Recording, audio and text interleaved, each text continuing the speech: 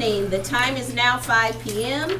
and I would like to welcome you to the April 29th, 2026 special business meeting of the Fort Sam Houston Independent School District Board of Trustees. My name is Andrea Nicholas, and as board president, I have the pleasure of calling this meeting to order. This meeting of the Board of Trustees being held in front of the public, which is not the same as a public hearing or meeting for the public. The board and the district appreciate your interest of our constituents and welcome you to our meeting. However, in our Board of Trustee meetings, only the board members and members of the administration who are providing information to the board should be speaking during the course of the meeting, except for the portion of the meeting designated for public input. Should any audience member have a question during the course of the meeting, please do not interrupt the meeting or interject your question or comment in the middle of the meeting. Instead, raise your question or concern with an appropriate person at the conclusion of the meeting so that the board can conduct our board business without interruption. Agenda item number 2, quorum. With 5 of the 5 board members present, I declare a quorum. For the record, the following board members are present: Colonel Rebecca Zanate, Vice President; retired Colonel Aaron J. Braxton II, Secretary; board member Dr. LaToya Sizer; and board member Willie White Jr. And of course, myself, Andrea Nicholas, President.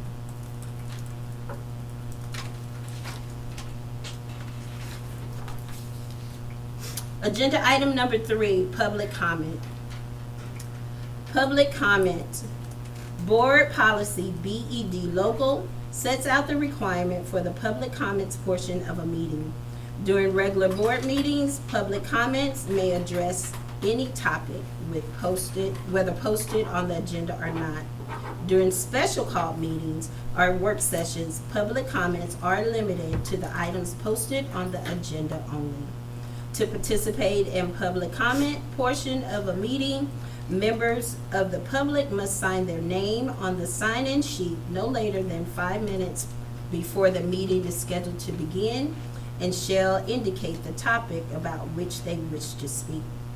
The sign-in sheet will be placed on the podium in the Professional Development Center located at 1908 Winans Road, San Antonio, Texas, 78234. We do have one that has signed for public comment today. And let me read our comment information and guidelines. 1. A meeting of the Board of Trustees is a meeting of the board in public, not a public meeting, which is to say that audience participation at a board meeting is limited to public comment section of the meeting.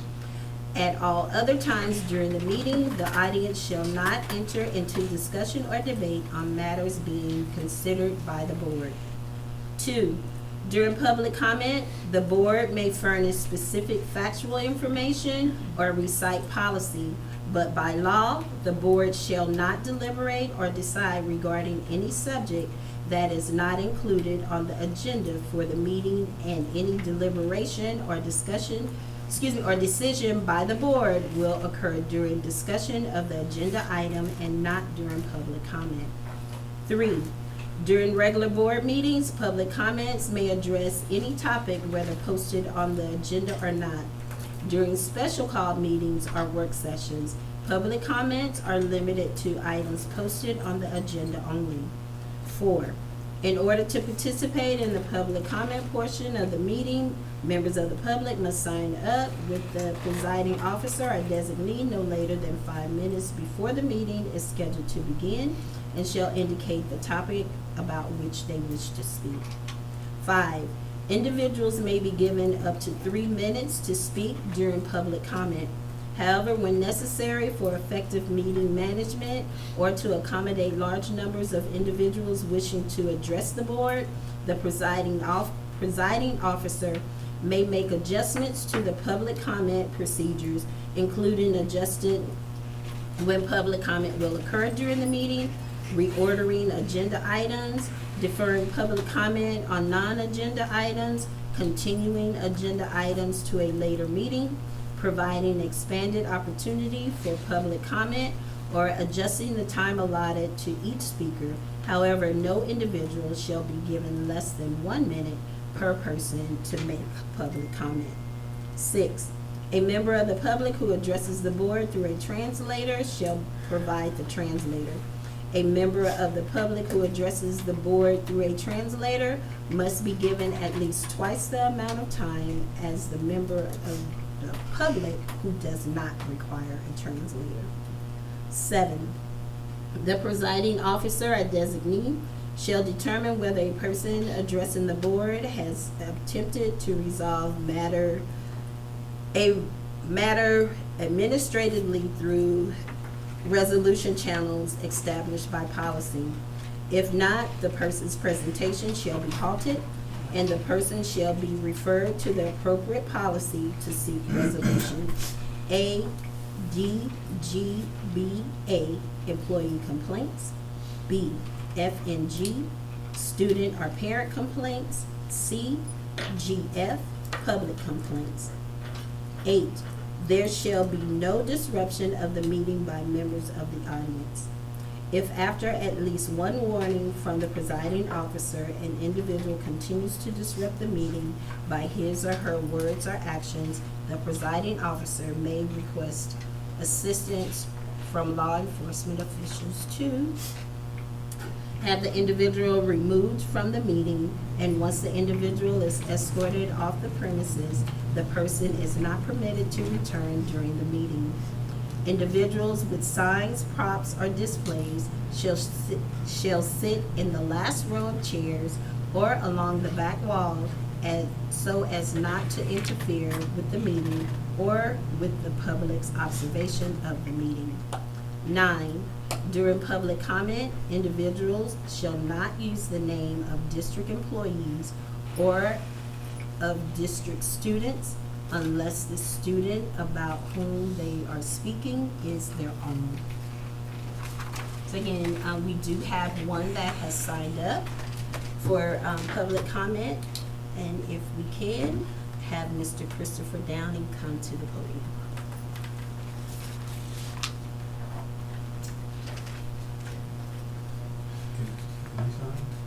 First, He sign his own name. Somebody else signs for him?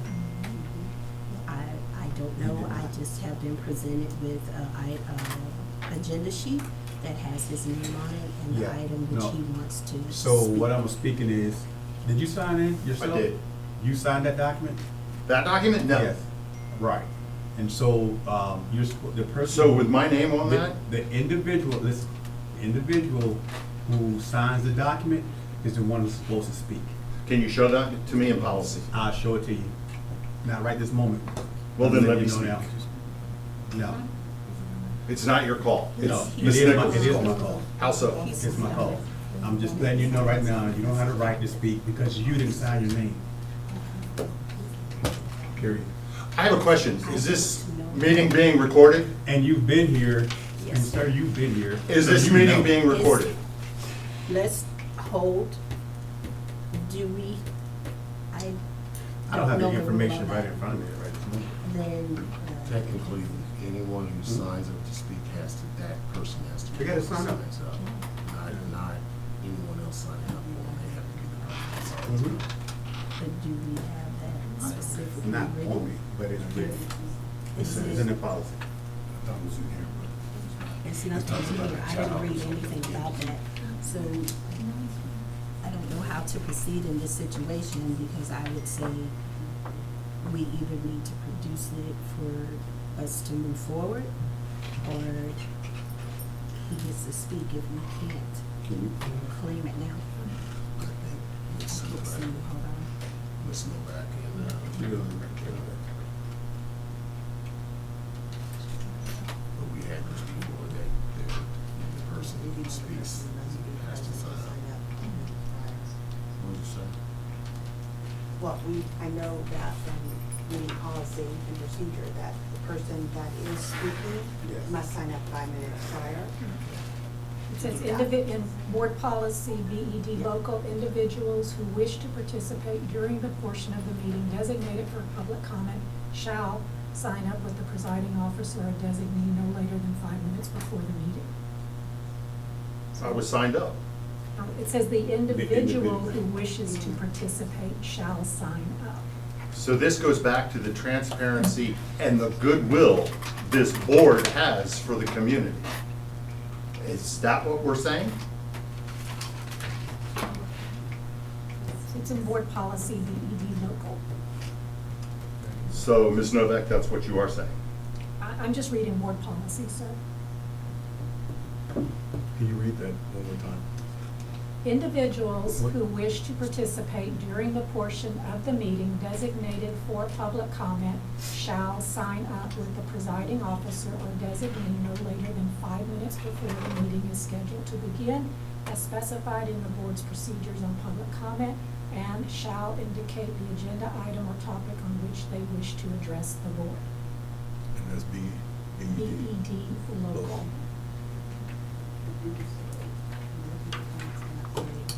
No one else So- can sign up for you, is the bottom line. So with that reading, sir, and what is being shared with me at this time, we will not be able to allow you to speak. Okay, I have a question. Because, Is this board you meeting being not- recorded? I, It is?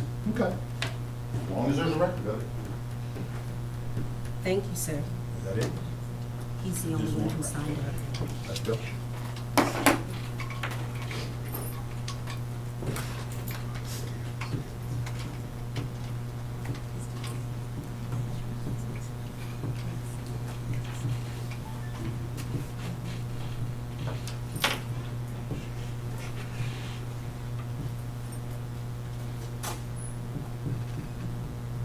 Sir, is that a microphone that you It have? is.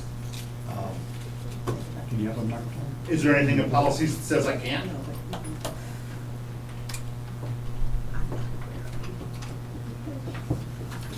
You're able to record, so. Okay, cool.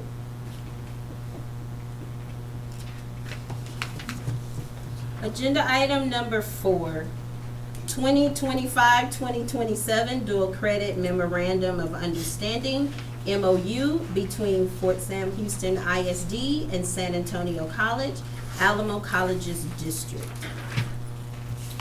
Agenda item number 4, the superintendent recommends approving the 2025-2027 dual credit MOU between Fort Sam Houston ISD and San Antonio College, Alamo Colleges District as submitted. President, board members, thank you.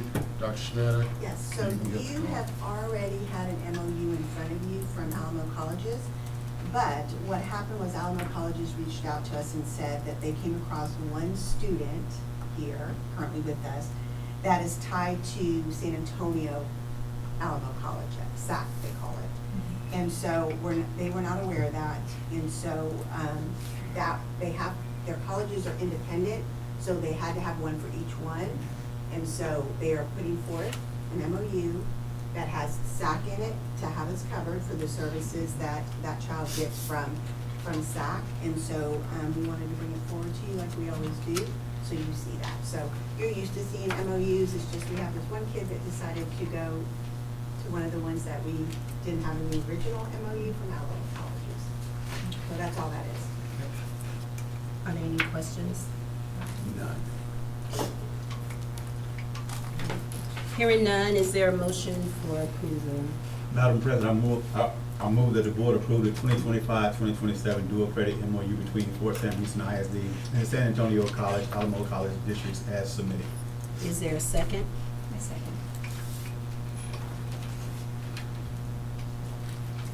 All in favor? Aye, Willie White. I hear Bryson, second. I, Latoya Sizer. Aye, Andrea Nicholas. Any opposed? Hearing none, the motion passes. Agenda item number 5, Fort Sam Houston Independent School District initiated local policy revisions. The superintendent recommends approving the Fort Sam Houston ISD initiated policy revisions affecting the following local policies. FDA local, admissions and interdistrict transfers. DGBA local, personnel management relations, employee complaints, grievances. EFB local, instructional resources, library materials. FNG local, student rights and responsibilities, student and parent complaints / grievances. And GF local, public complaints. Dr. Shannon? Good evening, Madam President, board members, and Dr. Bates. The district is coming forward to you tonight recommending policy revisions for your approval tonight.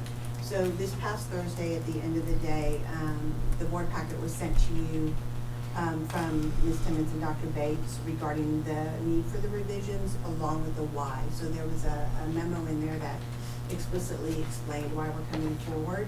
And I also asked if you had any questions to send them to me ahead of time so I could get them for you, but I did not receive any questions. So I'm just gonna do what I usually do, which is go over the highlights for you, and we'll go from there. So all of these policies, what they have in common is they fall under the District of Innovation, that plan that we have, that local districts have. About 90% of the districts in Texas have them. And so with that being said, I'm gonna start with FDA local inter-district transfers. So in order to continue to be fiscally responsible to our students who reside on the installation, because that's our first priority, the first revision is regarding the fact that our district has experienced and continues to experience an increase, and I'm gonna say a significant increase, in the enrollment of resident students on the installation receiving special ed services with intensive needs. These needs often require additional staffing, specialized supports, and in some cases, contracted services, all of which have significantly increased our costs. So recently, the district has even had to contract for services to meet the student needs. At the same time, there's an ongoing statewide and national shortage of qualified special education teachers and the supports that they provide. So the psychologist, the speech therapist, all of those specialists. And so it's also impacting our capacity to provide services internally. So while we recognize that transferring a student to another district during the school year can be challenging for families, the district cannot continue to sustain the financial and staffing demands associated with extended enrollment under the current policy.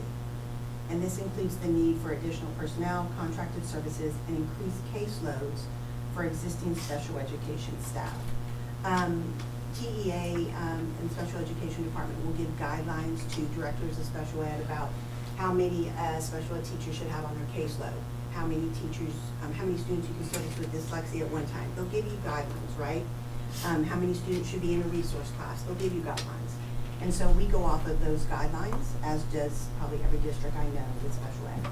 So to address this, we're coming forward to recommend revising the allowable length of stay for the remainder of the school year to the end of the current semester for the resident students who move off the installation during the school year.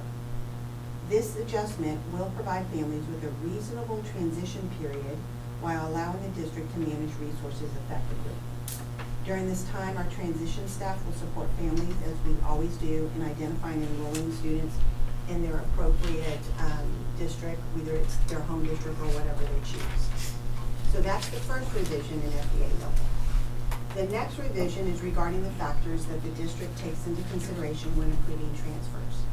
Presently, the superintendent shall consider availability of space, instructional and support staff, and other resources, the student's disciplinary history, attendance records, and grades when making decisions.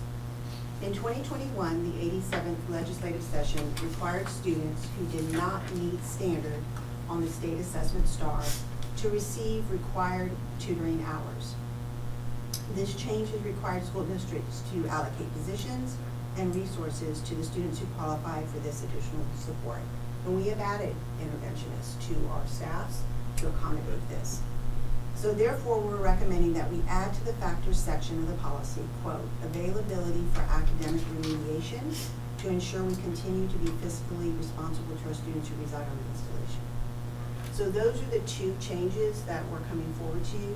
But as a result of TASB and our legal going in and making those changes for us, TASB went in and looked at the other District of Innovation policies and cleaned them up. So what they did with the GDBA, Personnel Management Relations, Employee Complaints and Grievances, they went into EFB, Instructional Resources, they went into FNG, and they went for Student and Parent Grievances in GM. And what they did was they just cleaned it up, as you saw in there. If they had the number 10, they crossed it out and spelled out 10. No, backwards. Oh, sorry, backwards. Yeah. But they just made, I call it cleaning it up, and they felt they should do that while reviewing everything for us. So then we had to come forward with all of those. But our intent was to come just with FDA local, but then they cleaned up the rest for us. And so just know we have worked in depth with our legal team on these changes, and also TASB. And so we are coming forward to you recommending the board approve these revisions. And we have new NRT will open May 5th in the system, and we are closing closing existing, and then we'll start looking at space availability and doing all the things that we normally do.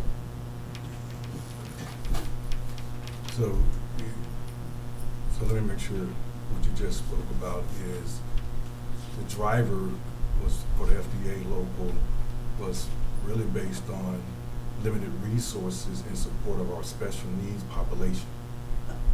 Funding. And the increase in special education staff. And the increase in special education staff. And so, but this is going to impact all students.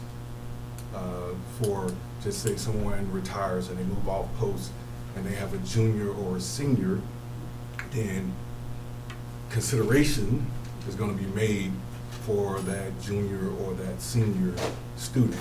Yeah, we have made considerations for seniors and stuff like that in the past. But again, it's the students that are sitting as residents, and anytime during the school year, they, for whatever reason, decide to move off, right? They buy a house or whatever they need to do, and they move off, then they can remain for the remainder of that semester. So if they leave in April, they stay till the end of the school year. If they leave in October, they stay until January, which will give them enough time to transition. But again, it's also just with the additional funding, and we have numbers, and it's significant in the number of increases in special ed, especially at the elementary, and in just services. I mean, Ms. Novak, I mean, Yeah, you wanna go over so, numbers? yeah, so in fiscal year 22, when we look from our local fund, 199, what we spent in special ed, fiscal year 2022, 3.7 million. Fiscal year 23, 4.4 million, an 18% increase over the prior year. Fiscal year 24, 4.9 million, an almost 12% increase. Fiscal year 25, 5.5 million, an 11.8%. So from fiscal year 22 to fiscal year 25, we went from 3.7 million to 5.5 million just for special ed. And because we are housing Lackland and Randolph, But that has nothing to do No, with Lackland and no, no. Randolph. This is only out of our fund This is our fund. 199. These are ours. This has nothing to do with Lackland and Randolph, sir. But you know, also on the installation, our students, we have a lot of high needs, and we want to continue to take care of them without overloading our caseloads for our special ed teachers, and continue to contract out. One year we contracted out at over $1 million. And so our first priority is students on base, but we also know that we want to give our families time to transition to wherever they're going to go to. yeah, when Ms. Novak just spoke about that, I thought about impact aid, right? Because we just made money off of that student for that year, that January. I mean, we just made money off of that student, and now we're saying that, because again, even if they move into another district, we've already captured them on our books for the impact aid funding. But special ed money and impact aid is very minimal. Yeah. The most money we get is from the state of Texas, and that depends on attendance.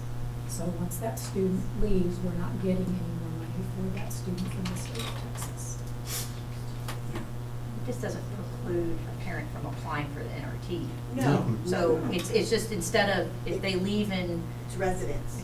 so if they leave in the November, you're not gonna say, hey, you have to go find a new Yeah. school. So like one of They can the- apply for the NRT, and if we accept them based on availability. Exactly. Okay. So we've had some cases this year where they move off and the space was already there and they didn't have any additional services or needs, and so they just stayed, They say, right? so it's really for, Yeah, so I mean, really what it is it's the increase in the special populations and the supports that we need to give them and the cost of that and the high numbers. And we've increased numbers, especially at the elementary.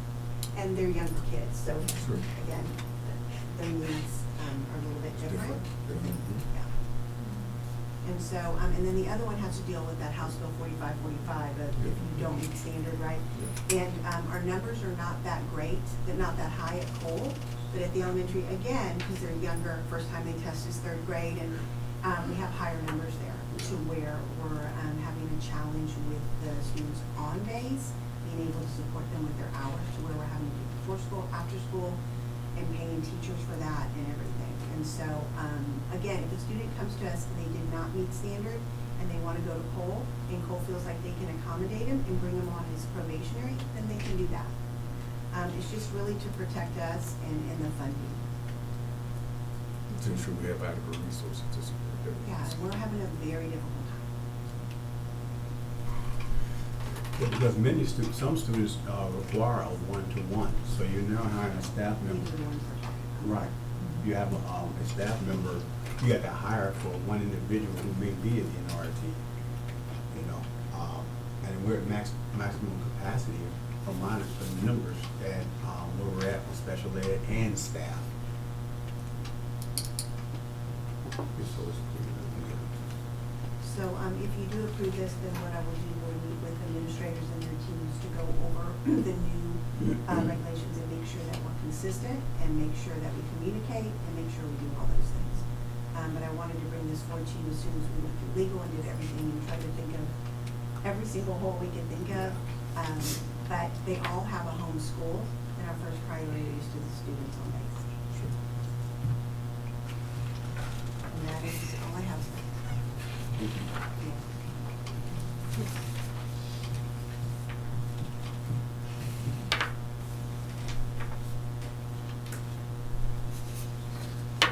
Are there any additional questions?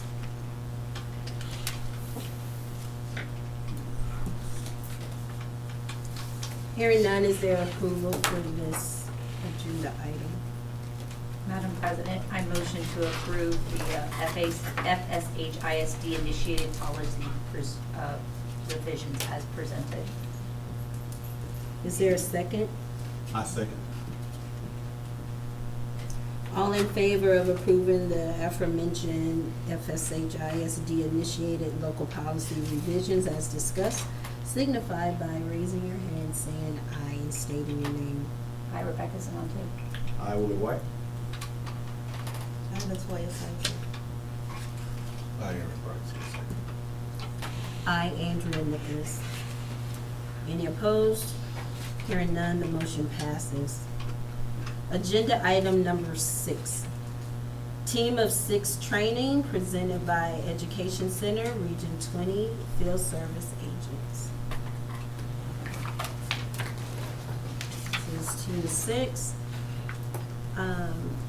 Team of 6 training presented by ESC, Region 20, Field Service Agent. Dr. Smith, you Hey, y'all. have the floor. Thanks for having me back, appreciate it. It's not, I don't think this is not closed. It's not closed. Hey, thanks for having me back, appreciate it. Good to see everybody.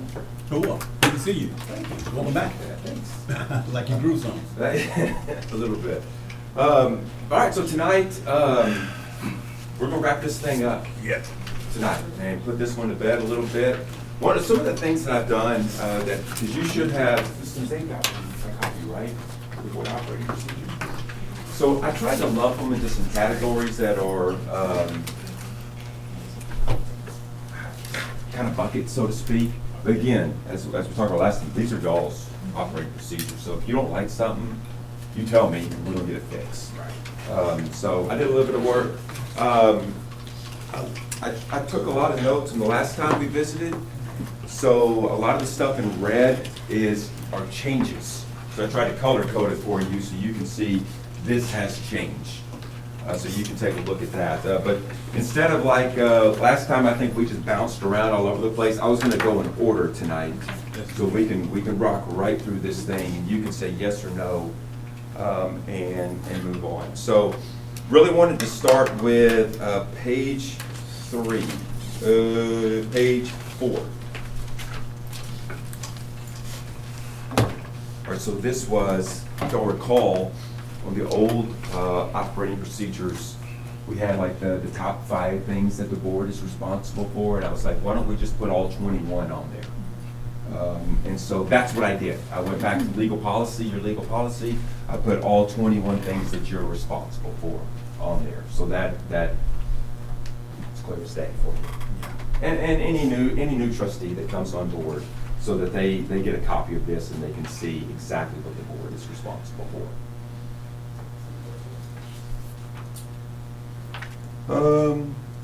And y'all stop me too, if y'all want to read through that stuff. Absolutely, I'll give you a second to read through it. Does anybody need a copy of the board operating procedures?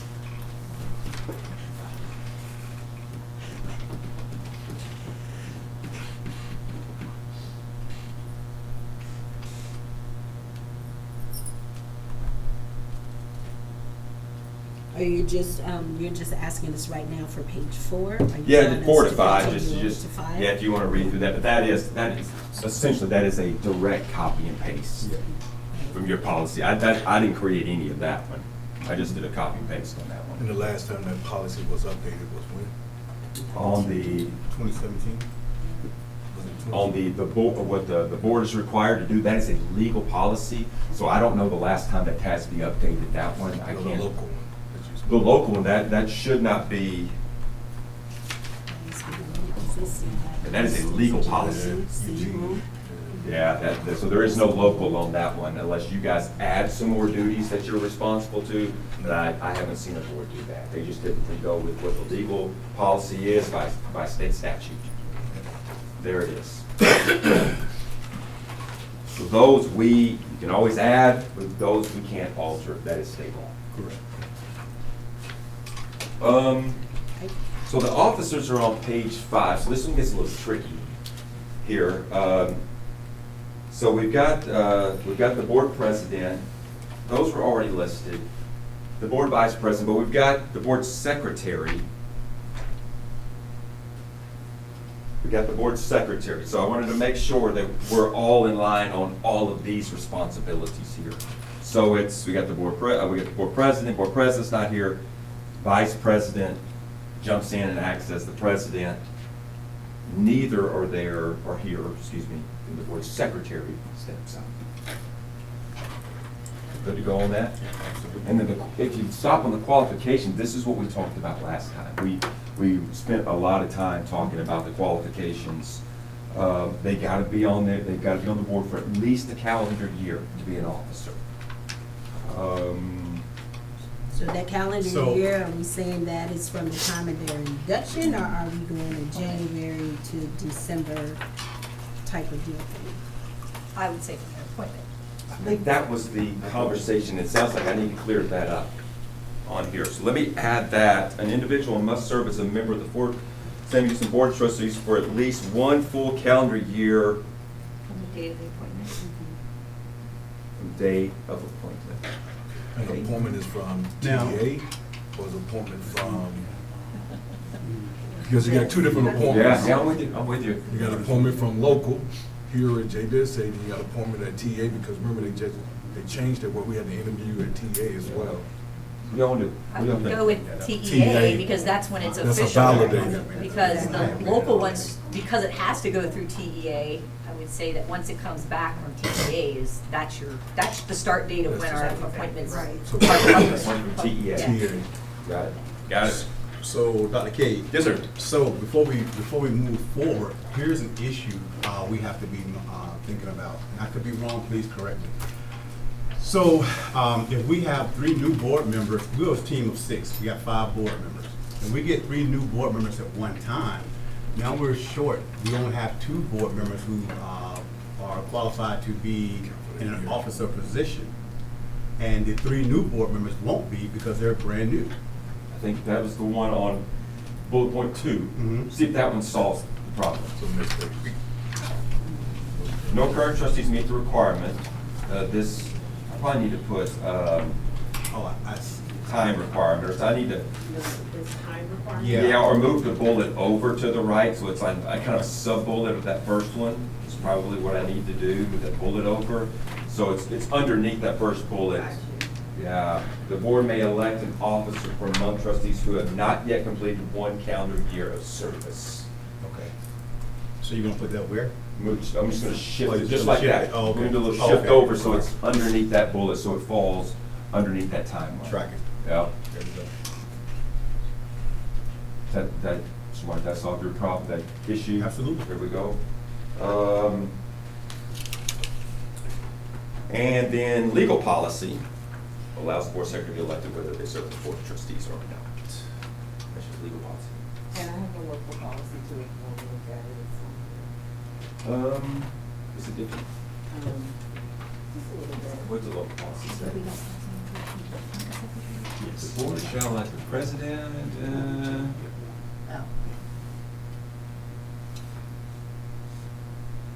I don't know if we, do you want to put all that on there? That's the local policy. Yeah, that is local, right?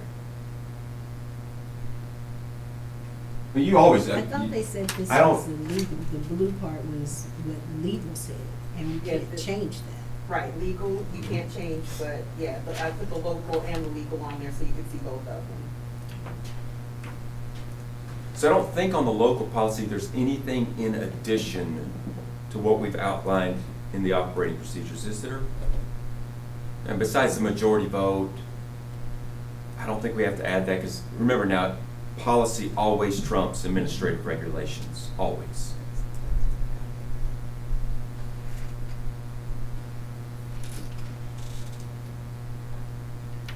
I'm happy to, And- but I just put it. No, that's great. I think it's good. Okay.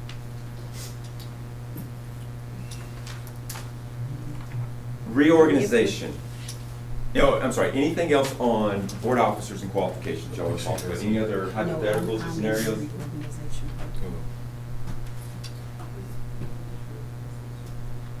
It's, should be after, should have been after 21. Yeah, it's on page 5. Page 5. Yeah, I think so. Yeah. Or 6. Or 6. There it is, qualifications. There we go. Yeah. And then there's the reorganization. So in the document that I've got, I was writing really fast and I forgot where reorganization was. And I was looking for it and I was like, you gotta help me out on this one. So there's reorganization. So the way theirs read is, the vice president is the only one that was not consideration for the reorg unless necessary. But we, our local policy said all, it's a full reorg of the board. Sorry. First managed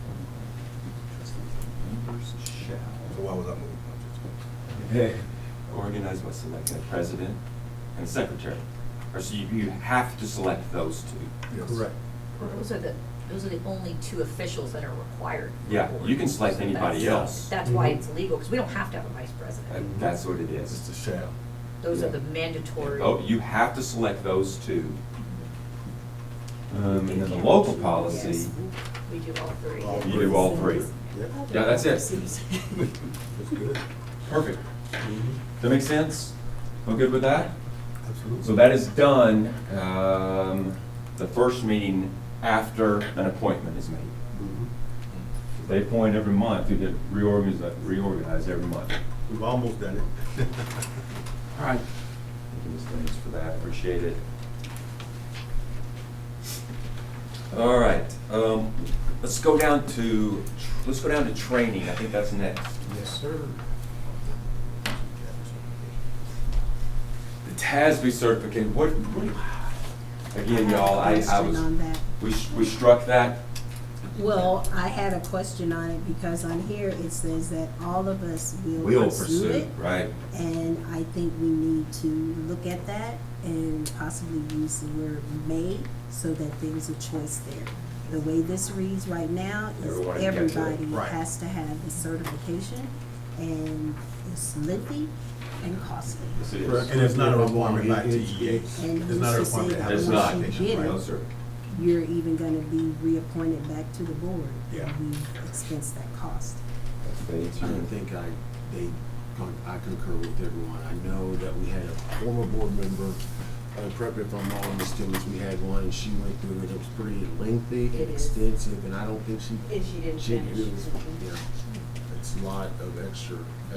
It is. I mean, it's good stuff if you have the opportunity and you've got the time and you want to explore that TASB certification and be a bigger part of the state. Right. Because, for example, if you get that TASB certification, you are now on the list to be on a committee or Superintendent of the Year committee, which somebody may ask you from Amarillo to go up there and pay for your way up there and go be on that.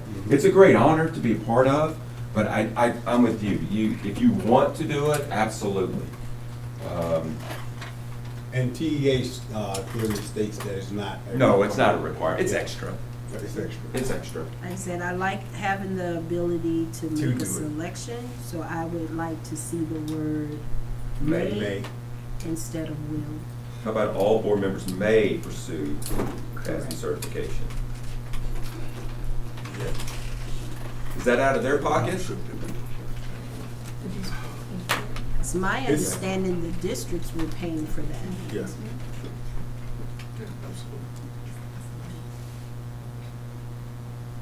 Is that in policy? We want to add that with reimbursement from the district?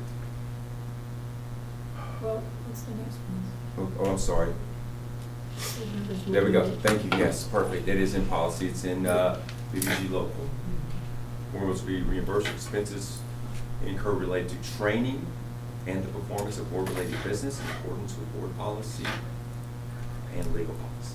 Legal local. Got it. There it is. Mhm. That makes, yeah. Okay. So the district will be paying for it. Yep. And We'll do it. Yep. All right, visiting school campuses, the only thing I added to that was the local policy. I found that in BBE, I think we did last time we were doing this, we pulled it up. Board members refrain from discussing, discussion of any district business over which the board's authority. Board members are not to go into teachers' classrooms or to campus for the purpose of evaluation investigation. Should we, because we don't have the Cougar Pride Club anymore, should we just Okay. say parent, teacher, student just leave it generic as to parents Yeah, and what teacher about- organizations? Remember, elementary is PTO, then middle school, high school is PTSO. Yeah. Parent, teacher, student organization. What about just putting board members are encouraged to attend special events or activities? Special events or I mean, activities. Okay. yeah, we're hosting something, get out and go watch kids perform. Right. Yeah, that makes sense to me. I mean, Special events or and it's clarified a little bit further, you know, you're not to go in there for evaluation or investigation. If you're not attending a scheduled activity, bullet point 4, notify the superintendent. Unless you're going in as a parent, like you're going to parent-teacher conference or something. So again, on that, encourage, should it not say must or will? Encourage is an asker. I have a choice in it. It should be encouraged, it should not be must or will. So they don't have to know, we're saying they don't have to notify that they're going there? And now you are, yes, ma'am.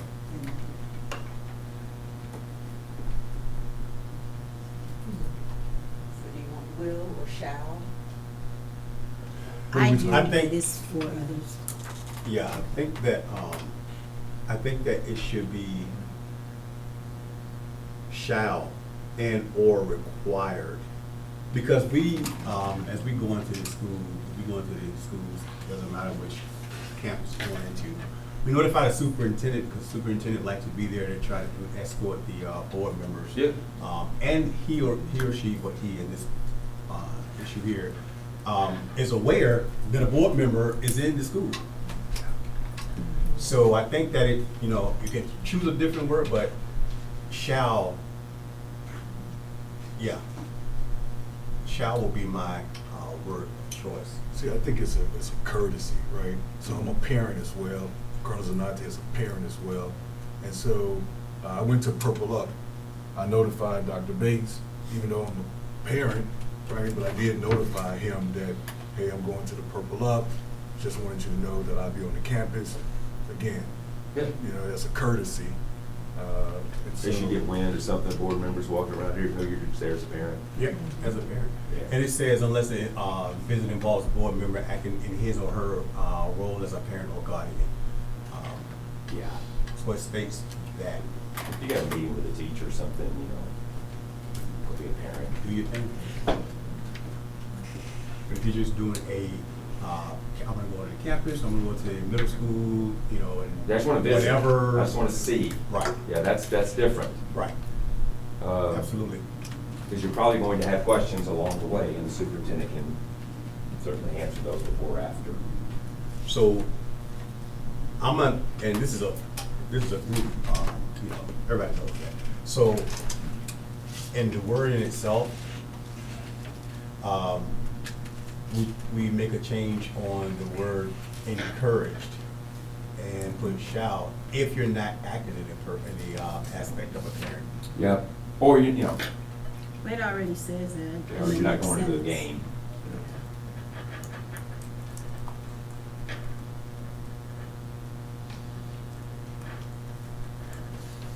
I think that's good, you know, it's,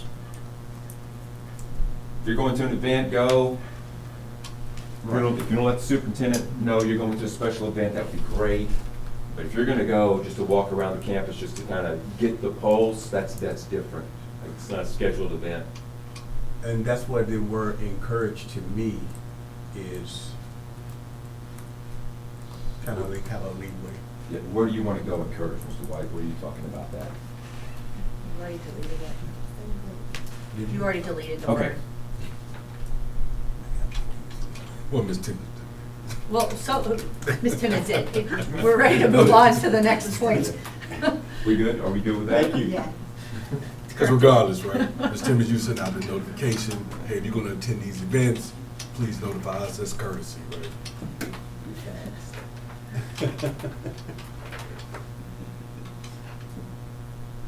Let's go down to self-evaluation of the board.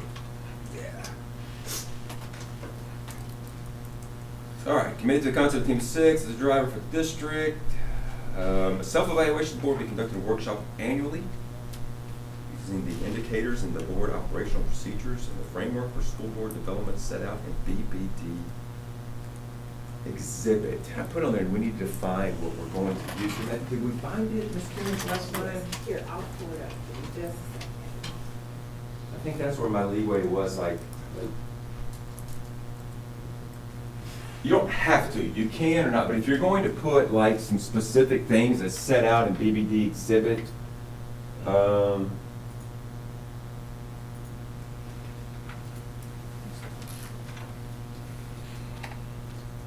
I do have two questions on that one.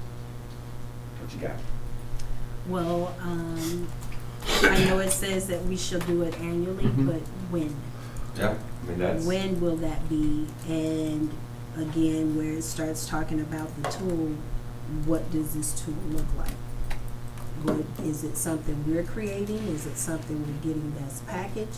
Is it, what are we using to do the evaluation of ourselves?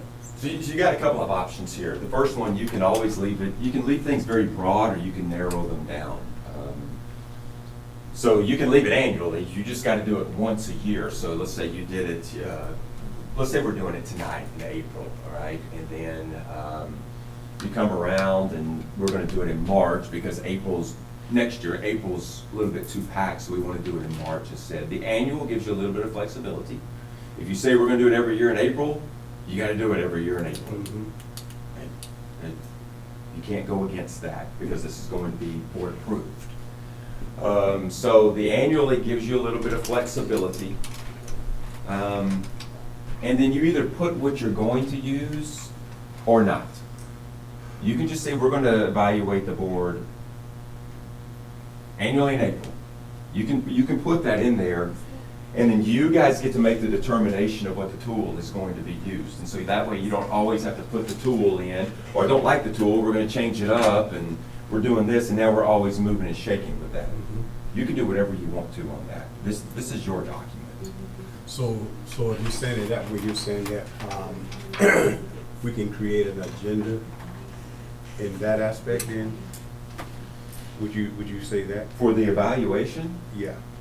Because we can change it, back you can, and forth. you can. I'm just trying to not lock myself in. Right, I would encourage you to find a tool that you like and. Find a tool we like. Yeah, and stay pretty consistent on it. That would be my recommendation to you.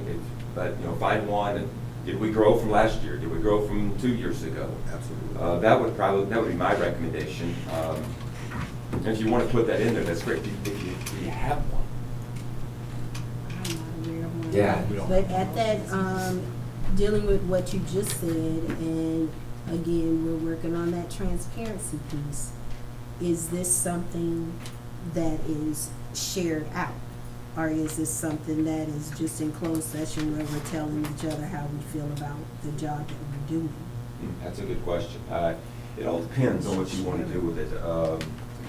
It's probably, I think the evaluation itself, it could be shared out with goals that you're trying to meet as a board. I think that's always good. Because it's not about how we see each other, how others see us. Right, but you're doing a self-evaluation of how we work So How we together. work together. Yeah, these are the goals that we want to set at the board. I think the districts that are operating at an extremely high level, they've got student goals, they got teachers' goals, they got administrative goals, they got superintendent goals, and they got board goals, and everybody knows about it. And they publicize the dog of those things. Like, this is what we're working on, it ties back to this goal here we go. And I know what we're trying to do, I believe it was last month, we approved our strategic plan. And so we were wanting to make everything vertically aligned to that strategic plan. Yeah. And so I think it would be a good correlation with goals from down to teacher level to board, correlating with our strategic plans. Are we hitting those benchmarks and things of that nature? But you line all of that stuff and get very, very narrow on what you're trying to do, and everybody's working the same direction, it would only get lost in shuffle. Nicholas, we still haven't answered your question, though. It's the questions that you got. What do y'all want to do? What do y'all want to do? You want to put annually? You want to put a date? Stevens, you got something pulled up for us. Here we go. We did see this last time. I think you pulled that, Steve. I remember this now. So are we waiting, are we gonna try to answer that question for her? Here's my thoughts. I'm gonna throw this out at you. Throw it. There we go. I would recommend this. Ms. Timmons, can you scroll back down just a little bit on the left one? On the board operating procedures, back to the board, I'm sorry, scroll up, I should say. There we go. I would put, I think you guys, as you're going through this, because we're not sure if we like this or not, right? Mm-hmm. My recommendation to you, shoot holes in it. I'd say let's find a date that we can put in there that we want to do this annually. And then what we need to do, you can do it, I can come back, whatever, y'all figure it out. You need to find a tool that the board wants to use for self-evaluation that means something to you that you can move forward with. So we'll be looking at a month, not a Could we date. not, Yeah, I would say like in the spring or in the fall, so You we're can not put, locked we did a to. workshop, in a workshop during the summer, if you wanted to put that. If you wanted to give yourself 3 months in there, you could do that. I like that. Or when school is not in session. Because one of the things that we have to do as a board is we will have to look at the calendar Yep. before we can even do anything, and look at the calendar and make sure that the time frame that we're looking at doesn't interfere with, all the other things we got going on. For instance, you know, going to conferences that you Sure. shouldn't have to go to and going to, you know.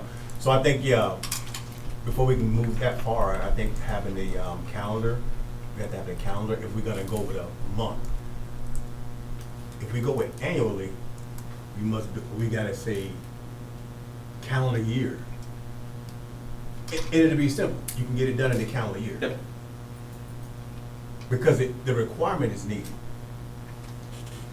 We're just trying to figure out how the word we use. Yeah, I got on my. I don't want a notes. stovepipe, you know, No, I'm with you. I got on my notes here too, board calendar. board calendar, yeah. Like, and my thought process for you on that is if you did a self-evaluation and you go through that, also in the same workshop, you set your board calendar for the year. Absolutely. And then you set this date and all the other dates that you need to have during this time. This is like you're planning for the entire year. Here's the goals that we're setting for ourselves. Here's the board calendar we got for this upcoming year. Boom, here we go. It's my thought. So we could really add that to that list. For instance, the district gives us the calendar, right, of all the calendar training conferences that we may or may not attend. And in that, when we look at that, we can look and say, you know, this month would be a good month or whatever. You know what I'm saying? We know that you can't do the springtime like in March, and you can't do September technically because we're going to DC and things of that nature. I think I just like the summer, right? Just because it's give you a fresh start, and you look at all of our appointments, none of them bleeds over into the summer, or June maybe. And so, but July and This August, time around it gives us a in chance to really, Yeah. you know, prepare kind of like how teachers do their curriculum Yeah. and just prepare for the Absolutely. year. Absolutely. Uh, It's not a bad move, just a self-evaluation, it would be the self-evaluation the board would be conducted in a workshop during the summer months, and I would probably spell it out like Go ahead. June, July, August, you know, just so it's really clear. Yeah. Because some people, y'all, So we just say a quarter, okay? I don't know if y'all do this or not, there are some boards that don't have a meeting in July. We have canceled. Yeah, some. there's a lot that No, do we- cancel in we- July. We're gonna Cancel hiatus. May, we have a June, we have a July because of the budget, but, you know, I don't remember, there was a time that we did not have a meeting in the summer, correct me if I'm wrong, or a I meeting. think we had to reschedule. We Yeah. have to Because we reschedule weren't gonna personnel have a- attendance. You know, I'm kind of a firm believer, I like to have a touch base with the board. Right. At least once a month, because there's things throughout, changes and things that we may need to get to prior to a June. That's why we, you know, with so many activities coming on in the month of May, that's why we set that May, June board meeting in the first of June, because after graduation. But, you know, with things going on, I personally, I like to touch base with the board at least that once a month. Absolutely. So can we, and I'm sorry, I'm the one who opened Nope, it up because I nope. did want to know when and what tool, but then leave the annually so we have that flexibility to put it in whatever month that we want. However, we know that we're trying to get it scheduled between June and August when we start writing the calendar. Did say that make annually. sense? Annually works. It doesn't lock us in, you know. So we can use, we'll leave, if y'all are in agreement, we'll leave annually in the verbiage, but just know that when we start planning and you send that calendar out to us, as far as what our calendar is, keep in mind that June to August timeframe that we need to get a self-evaluation That's the window. in there. Why don't you say annually with preference for Annually, summer months? yeah. Just leave it in there, because we'll all be gone, and this summer will fall in on that, so. It just gives you flexibility, I think. But I agree that summer is probably a good time. It's slower around here, and it's just a time to reflect before you go into the fast pace of the new school year. So for on this one, our homework is trying to select the tool. The tool, yes. Self-evaluation tool. Yep. Yeah. My son is finished right now, so, and yeah, I'll work with you on this to remind you, is that So we get this thing done, we bring it to your next regular board meeting, this board operating procedures, right? We bring it, hey, like it, yeah, we all approve it, boom. That means you're doing a self-evaluation. You can do it annually, but you can still wait a calendar year based on this thing, but it's preferred in this coming summer. Yeah, we should do it. From the time you Yep, approve just it. letting you know, it's gonna be moving pretty quick. Yep. So we, So we need to get a tool. really? yes, and that may be something that, I don't Does know if TASB you're. have any recommendations? You know, Or I do you bet know if they they have do. something out there that's? I bet they do, and I bet also, is anybody going to summer leadership? I've Is seen anybody it, going we to go that? we go every year. Yeah, SLI? yeah, there's Yeah. there's gotta be some board members y'all Yeah. can bump No, into there, TASB and has- TASB folks. They have it. Yeah, I've seen it too. there we go. And we can just use it as a guideline. Absolutely. We can set our own board. Yeah, don't reinvent the So- wheel. Don't on this thing. reinvent. So you're looking for the tool, correct? Yes. Self-evaluation. Sorry.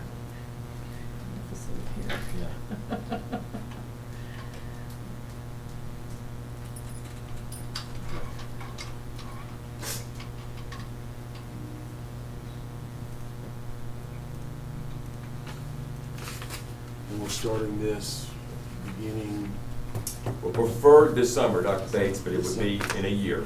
You got a year to get it done. Or the language we have on there. We're good with that?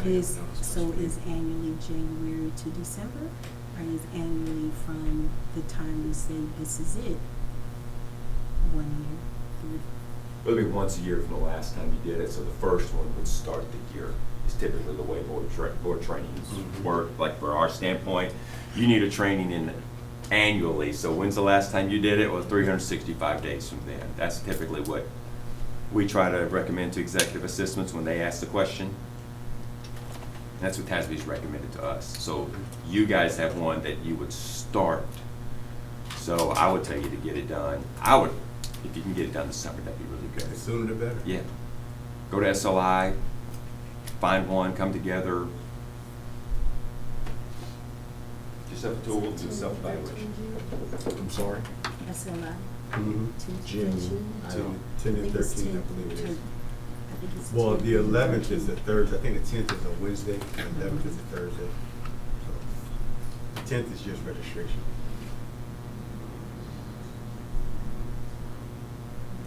How are y'all feeling there? Y'all okay? Y'all good? I'm feeling great. All right. There it is. Thank you. Did you find this? There it is. 10th through 13th. And I'll visit with our team as well, our field service agents, to know, to see if we've got any, like in our files or whatnot, that people have shared with us. And so when you send that out, I guess you get some, you send that to Dr. Bates, and then Dr. Bates can push that out to us, just so we can actually. Absolutely. Here you go. If I find some examples, here you go. This is what I've dug up. So I'll visit with our team, starting tomorrow on that. Cool. You good to go, Ms. T? All right, let's talk about some superintendent guidelines. 16, duties of the superintendent, again, copied and pasted from BGA Legal. These are the requirements that the superintendent shall do as accorded to state statute. There's nothing that I added on there. And then we've always got the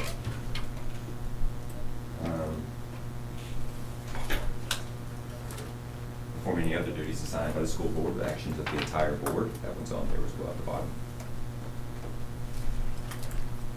All right, keep on scrolling down. All right, let's talk about the evaluation of the superintendent. This is policy BJCD. There's some wording on here that I want you guys to look at. All right, so follow me here on my train of thought. So, superintendent should be evaluated on an annual basis with an instrument that has been selected and approved by the board, using a summative process each year. And then the next bullet It says this, the superintendent's performance review will be based on annual goals and the priorities established jointly by the board and the superintendent in January of each year. Dr. Bates, when do you get evaluated in January? So what this thing is saying is you develop the goals in January. That's what I mean. Yeah. I think it's, we can fix this, is what I'm pointing out to you. Well, you know, what I'd like is if we start, like, let's say after we approve our board operating procedures, I would like to start this process and working on goals and things of that nature as soon as possible. Right. Because it's not gonna, doing that evaluation, the first time we did it as a board collectively, it was a long process. I think it took like 2 or 3 meetings like this, so we're all on the same page. And once we get that done, we approve it, and then we start that in January that's how it'd be evaluated. So, but collectively coming together, putting smart goals, aligning with their strategic plan, all that, so we're all on the same page. We're doing that as soon as possible. But once again, it's gonna require extra meetings. Right. So, Yeah, because that's the problem Like we've a ran summer into. version? I'm sorry. Like a summer touch point? Is that what I'm hearing? Yeah, like a some- special meeting. something like this. Special meeting, because we can call it at any time when everybody's free. Because that's the issue that we've run into, you know, we can't make adjustments, we can't do the evaluation and then start making goals for the superintendent. The year started already. So yeah, it would need to be done like before December. You want to? Right, so before I would December. like to see that verbiage changed. I actually think that, is there a issue with us creating whatever this evaluation tool is, or the goals, the expectations, before January? And then That's what once we're we saying. do the evaluation, and at the same time that we're saying, this is how we've evaluated you for the year, here's what we're expecting from January to December of this next year. So you know pretty much on that same day what we're expecting, what we're looking for, the whole nine. Is not a guess and, oh, let me see if I can put it on here, or, oh, let me fix. You're gonna know from day one, this is what we're looking for you to have. And in order for that to happen in January, we'd have to put something together prior to January. That's- So you do it with the expectation of, with this tool, these goals, these expectations, being effective January of whatever that year. And that's, I think, what you were alluding to, getting it done before the holidays start, because you know how that goes. So we would, you know, all we have to do is decide on which days we can have board meetings. We can have board meetings anytime you want, special meeting, whatever time you want to. There's no specific time. But we need to have it completed before the holidays. Because if not, we're gonna run right back into that same problem again, you know. So I would think, you know, at the, you know, October timeframe being finished. And it's just a couple meetings anyhow. And get it done. Sooner? Yes, I mean, because Yeah, because the policy says immediately following. That's We're right. supposed to have this done. Didn't, And And we so didn't. the goal is, it's a tool, yeah, right? Because we talked about just the tool. right. But standards and goals, that's, you know, that's the delta. But I think we're just trying to really, based on this tool. Yeah. But yeah, I agree, immediately following. And we just gotta have, you know, special meetings. Is Region 20, will you guys be the one who walk us through that? No? Absolutely, we can. Yeah. Or I you mean, can? it's your tool. Right. And we can bring you We can have examples. we can have the information, we'll just Yeah. make sure that we're doing it the right way. Yeah, That's the only thing I'm doing. I think you guys have got to find a tool, right? Right. We've all discussed this. You got to get a Right. tool that you like. Fine, when you do it. The only question I have for you on here is that, all right, so you evaluate Dr. Bates in January, right? Correct. So when are you going to set next year's goals? But I don't know for if you the- can do it before that. for the start of January. Yeah, So but- like, for instance, we do his evaluation on 15 January. Okay, Right? right. It's pretty much. But we would need to have those goals set, I'm saying, come like 31 October. I'm just using that as an example. But you haven't evaluated him yet, though. Right, it'd be for the next year. So after we do his evaluation on the 15th, like she was stating, now we can provide him with the new Okay. goals that same day. Because the problem we've run into is 30 days later, Yeah, right, 60 right. days later, and that's not fair to an individual depending on what it may be. But No. if we get it done now, then we'll be on track. That's how I see What it. you're trying to say is, how can you build something that you don't really know Yeah, all so, of the instruments required to make sure that the plane fly in flight? Until the evaluation is done, you're talking that we can make additional adjustments because we've already built it, and you can make an adjustments at the conclusion of the actual evaluation. yeah.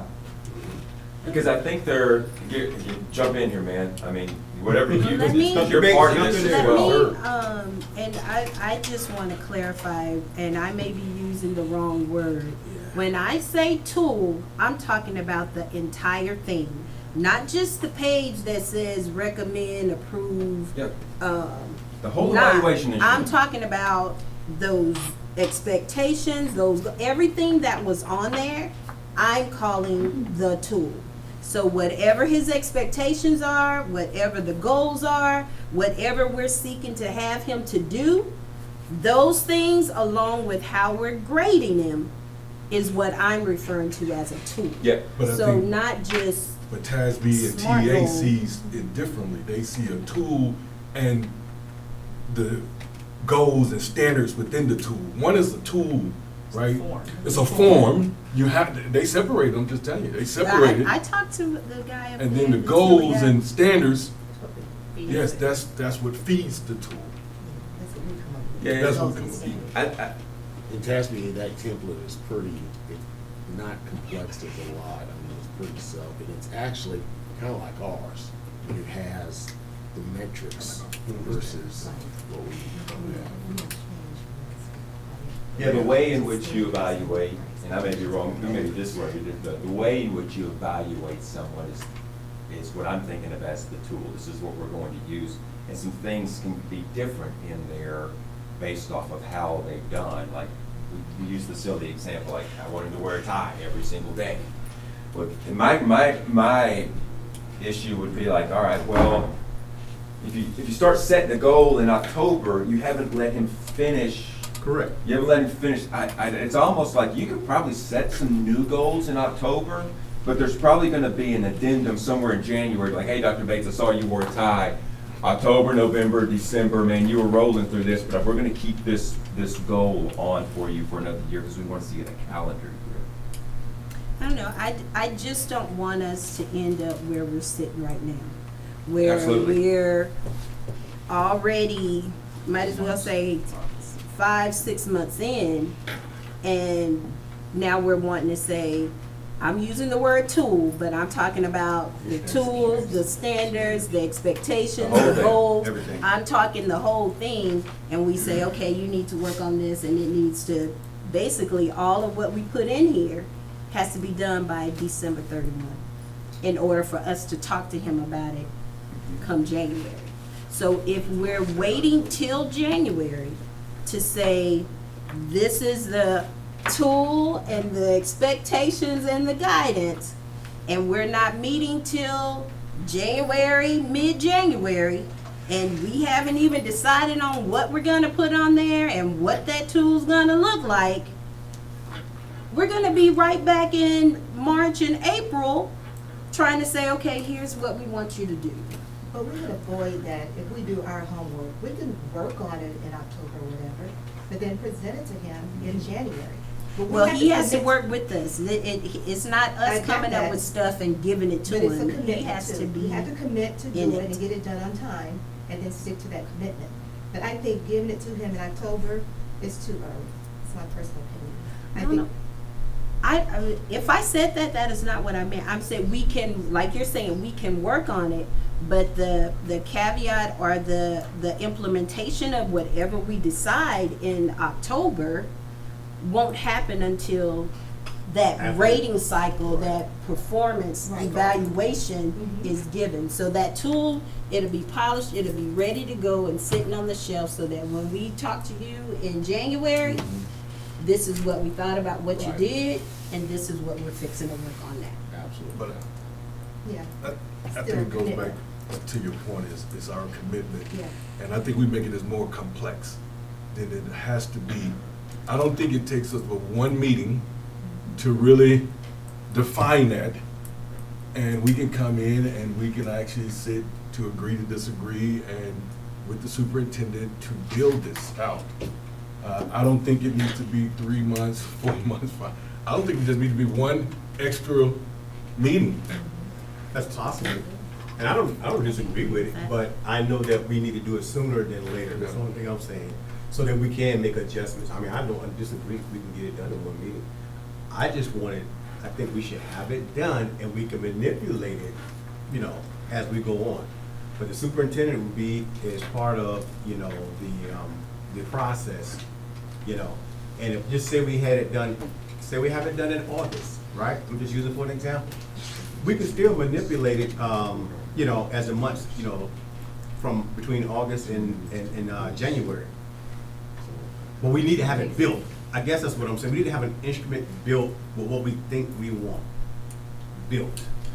You It's not a got, matter of what we think. It has to be Yeah. linked to our strategic goals that we just approved. Right. Correct. So it's very methodical, but it's all part of the overall strategy, like we have to link it. And Mhm. so it shouldn't be overly complex because we've already spelled those things are already defined. So it's a matter of taking that and just layering it in. We can do it, but the thing is, it will be a commitment where it's a couple meetings a month Absolutely. probably, but we've got to get it done. So back to this, because we can spin on this, we got to get this done. This is a different conversation on the timing and when we want to get after that. And so that's what So- the goal was, once we approve this, I will send out dates, that we can collectively, meet and start that process. Absolutely. That was the goal. But I think it was just driven by the January date. the But if we conversation. leave the January in there, I mean, to me, it makes sense. The way yeah, it's written. yeah, It's just how we're applying it. mine was actually moved to January up to the first bullet.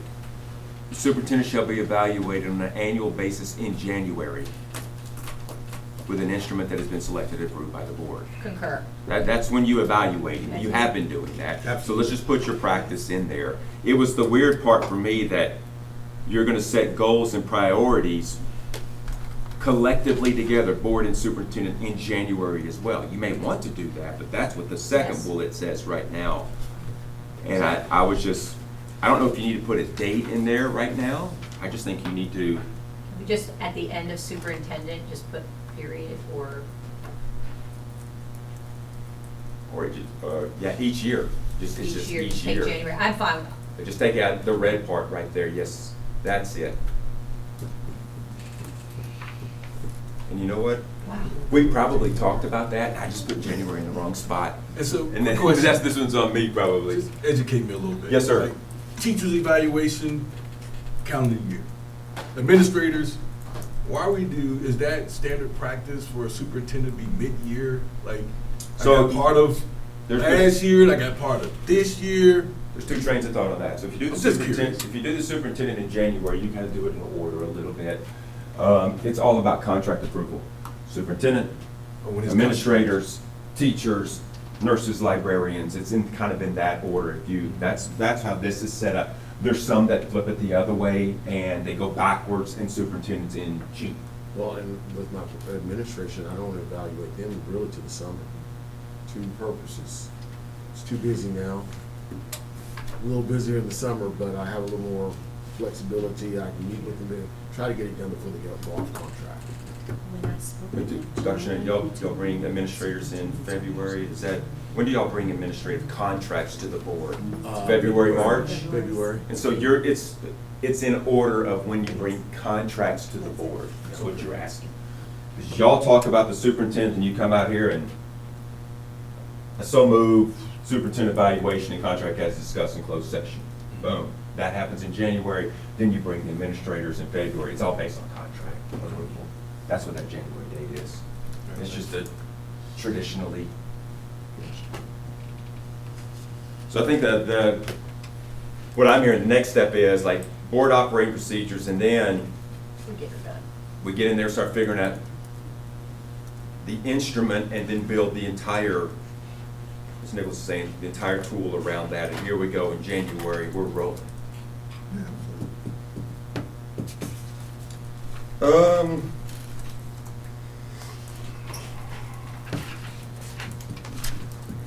So there's a bullet, the next bullet down, Ms. Timmons. All right, the superintendent's evaluation will be reviewed each year prior to the evaluation. That's some old language that was in your old board operating procedures. I don't, that next red line during the nutrition, that needs to be a new bullet, is what I was thinking. But I don't know what that bullet is. The superintendent's evaluation issue will be reviewed each year prior to the evaluation. So basically, it's the instrument we're using will be reviewed each year prior to the evaluation. So you're just going to check to make sure that this is the instrument we want to use. I'm good with that? Follow me on that? I created this one-page instrument that just says that it's got 5 goals on there. That's my evaluation for you. Do you like this instrument? Everybody still like it? Yep, sure do. That's basically what it would be. Are y'all good with that right now? There's some work to do on that I'm hearing, but. Yeah. Okay. Y'all good? Y'all still good? Yep. Board meeting guidelines. Only thing I changed, all that was good. I put 3 business days with the new law that you have to have everything posted within 3 business days. On page 9, oh, that's not 9 anymore for y'all. Is it still 9 for you? Yeah. Oh, it Ms. just depends Timmons, on how no, you print that's, it. Yeah. that's, there wasn't any changes on that. That was all from the old board operating procedures. The board packet, I think you guys still get a board packet. Yes. Is that correct? There was no changes in closed session. 3 business days. There we go. Thank you for catching that. Next bullet down to have reasonable request for information clarification so no later than 3 business days. And that's legal, that's been. Yeah, That's TASB's. yes. The change.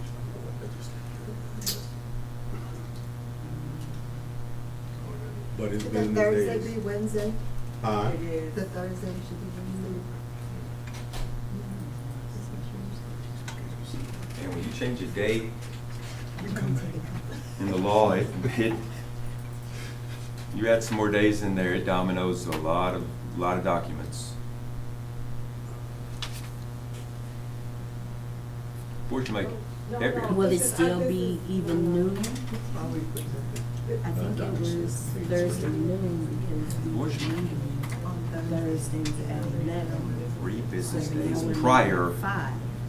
All right, so this is like, all 1700. right, so I do think this is worth talking about, because you got the board packet and you want to make a change to it, so it's got to be done no later than 3 business days, just to even get it on the agenda. Right.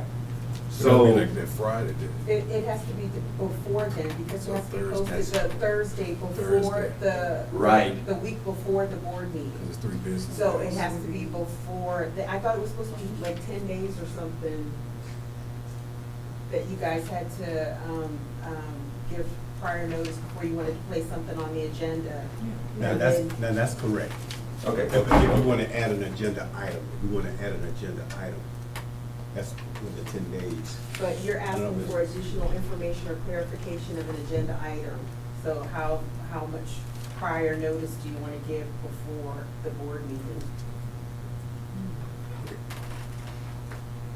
So are you saying if I want to add an agenda item, I just want to be clear? So it's, yeah, That's so what it says. that board Yeah. packet is, bullet two, you're adding something. You Yeah. reviewed the board packet Right. and you, like, hey, we need to add something to the board agenda. Hours or something like that. It's So asking, it says the board shall make every effort to have reasonable requests for additional information or clarification of an agenda item verbally communicated to the superintendent no later than. Okay, so this is an addition. Yes. This is just like, what are we talking about Yes, here? yes. You got this agenda item about Right. this guy from Region 20 coming in and doing team debate. Whoa, what's going on here?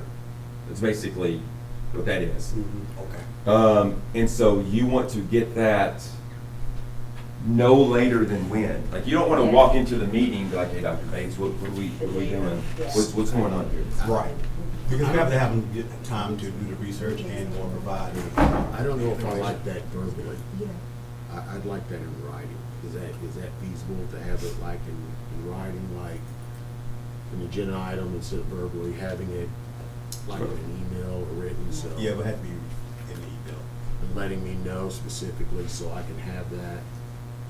Yeah, because it's a very good point, because if one of you has a question about that, and you're responding to a trustee, you need to respond to all the trustees. Right.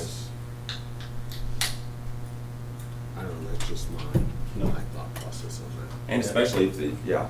But then when you put it in writing, it takes out any assumptions. I thought you meant, or you just put it in writing what it is you were asking.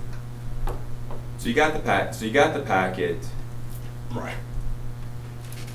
The dates are not adding up for me, Ms. Timmons, on this deal, because let's say because you're getting the packet out 3 business days. But this is just how much lead time does the superintendent or his His cabinet executive cabinet need in order to reply or have time before the board meeting to get this information together?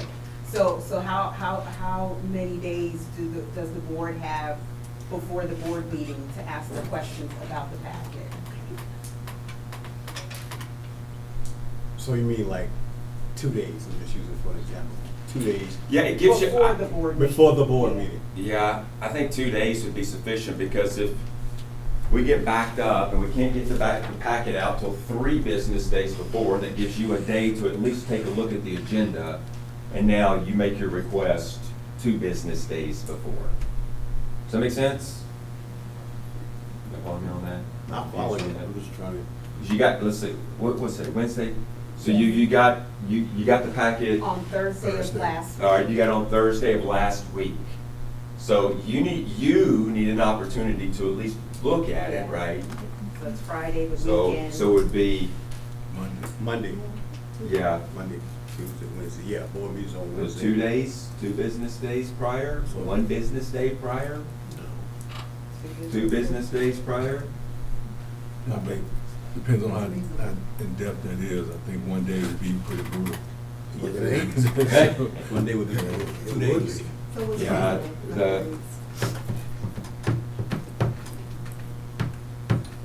Because if Ms. Novak is out, for instance, and, you know what I mean? Yeah. That day called in sick or whatever, just use it as an example. But yeah, I think 2 days. So today's meeting was Wednesday at 5. You had to get it out by Friday, 4:59. Thursday. Tuesday would be Thursday. 24 hours, 48, yeah, by Thursday. So she gets it out to us on Thursday.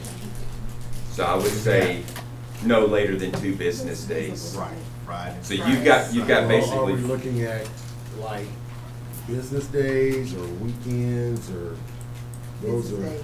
Business days, 2 business days. two, 2 business. pending in, yeah, 2. Which would make it. So if a board meeting's Wednesday, you need to know by Monday. On Monday. Yes. yeah, That's pretty, not, By Monday, by The 2 business days That's up would to be you. Friday by 5 p.m. 5 p.m. 1700, it's about 5 p.m., 1700. I think that's, yeah, 1700. That gives the trustees 24 hours to take a look at the agenda and ask a question. So, 2 days? No, we'll have more. Leave it like it is. We'll get the packet on Thursday. So we'll have, Are you seeing this? the rest of Thursday, we have Friday, I just, Saturday, we have Sunday. You see what I'm saying? And then If we just before look at Monday the at calendar 5 p.m. days. Yes. If we look at calendar Yeah, days. yeah. Right. There we go, yeah.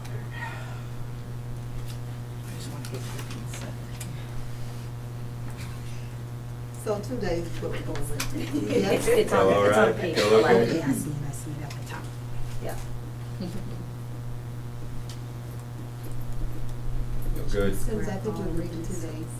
And we talked It's on about, there. we talked about a situation that may help with that. We could revisit that here in just a little bit again more. Closed session is next.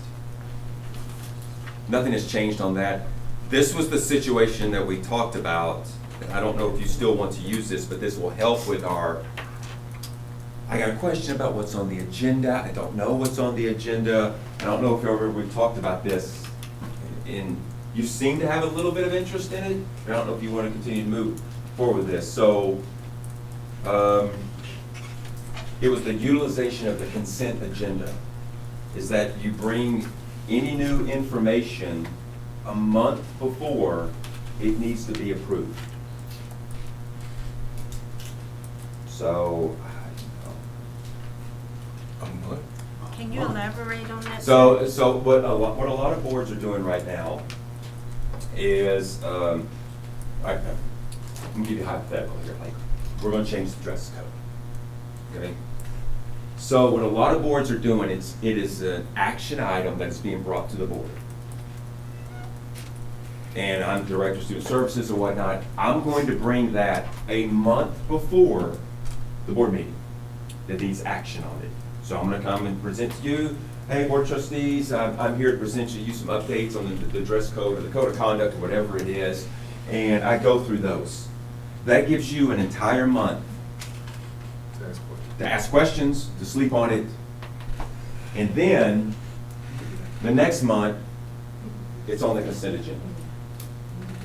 And you do all your action items in one vote. You've had a month to ask questions. Yeah, so it's like what we do, it's the agenda items, information only. It's information, but if So it's coming for action. instead of, like, then we bring it up again a second time and spend another 15 minutes on Right. it. It's presented the month before, and if there's 5 information things, we just say, approve the consent agenda, and one item, one vote is done. And we don't revisit the same briefings or. We're gonna talk about the tax rate in the fall. We did that Yeah. by Blue Bonnet. I'm gonna bring it to you a month in advance. Here's everything that we know. You ask all the questions that you want.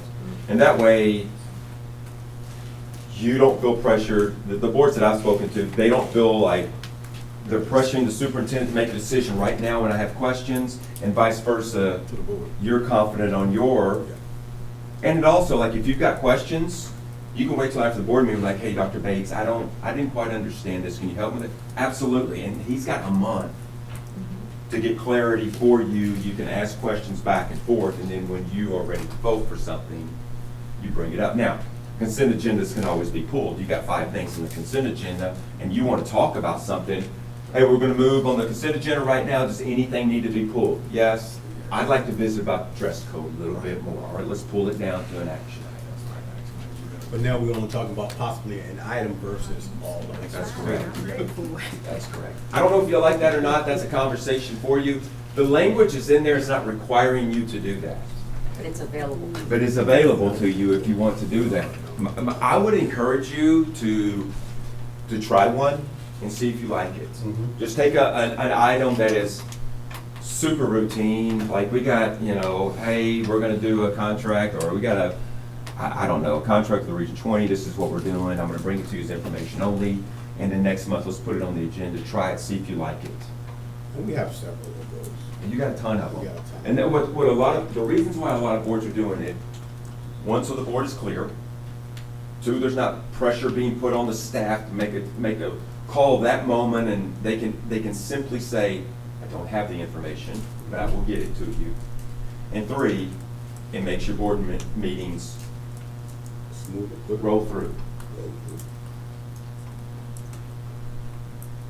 It's a recommendation for you to try. If you like it, great. But that information is in there. And nothing in this wording says you shall do that.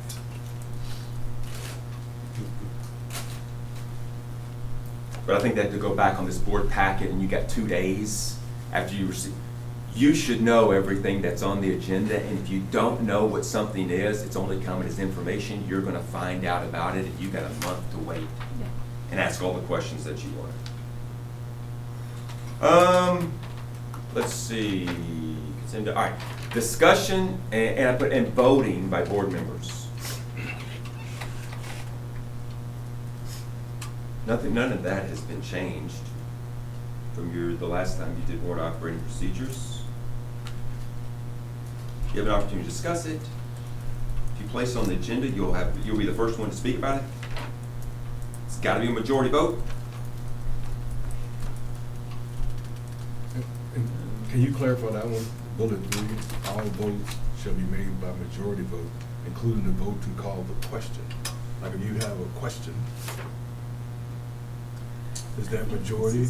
Yeah, so the first part of that, all votes shall be made by majority vote. So whether it passes or fails, it's by majority. That language is in there from the last time you guys did board operating procedures, so I don't know.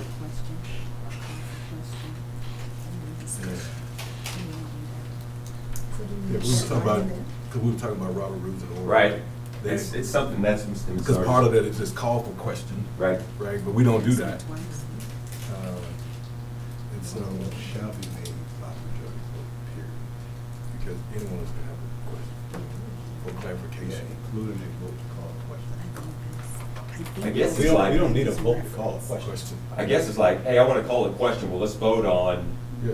Right. whether or not you can call a question or not. Right. What do we got here? Doesn't make sense. Calling the question requires, in most boards, it's right there toward voting requirements. Calling the question requires a majority vote to end the debate and proceed to vote. So I guess what that is saying is that, all right, we got it. You're still asking questions on that. Yeah. So moved to call for a vote is Okay. what that is. I thought. Like, there's a filibuster going on here. Yeah. We gotta It's vote 9 on o'clock, this it's thing. 9 o'clock, yeah. It's 9:30. It's action item 1. Y'all go with leaving that in there? I'm fine with it. Anyone else, do you all have concerns about it? Now that it's clear. Yeah, so as long as we know What that means? what that means. Yes, sir.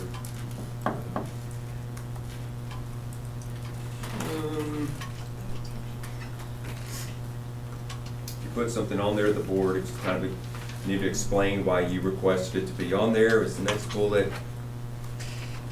And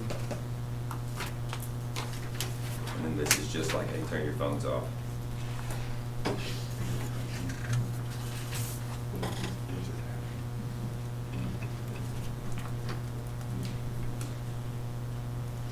So good?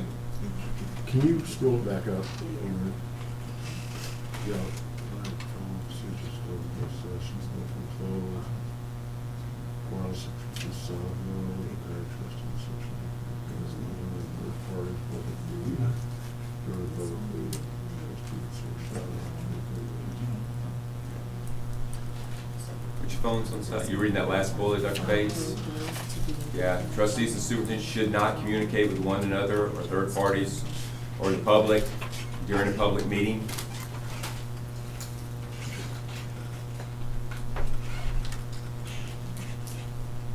To not communicate, and really it's just like keep things open. It's an open meeting, keep them open. Keep the conversation open. Calling mine and another district superintendent, they, were having leaks, so their board or superintendents were not allowed to, they voted not to have their phones, in closed session because of stuff getting. Y'all can do anything y'all want. This is what your old operating procedures had said about this. Things have changed since the last time this board adopted these operating procedures. So you can leave that last bullet the way it is. You can add any kind of rules you want to. That's a good point. Dr. Bates, what, now, say that again? No, I had a colleague of mine, he was talking about phones and stuff, especially when students and their cell phones. So he was having a lot of leaks in closed session, board members. And so he got with the board president and they decided collectively, majority, wasn't unanimous, that no phones would be allowed in closed session. And I think except for the superintendent, because if there was an emergency. The emergency, absolutely.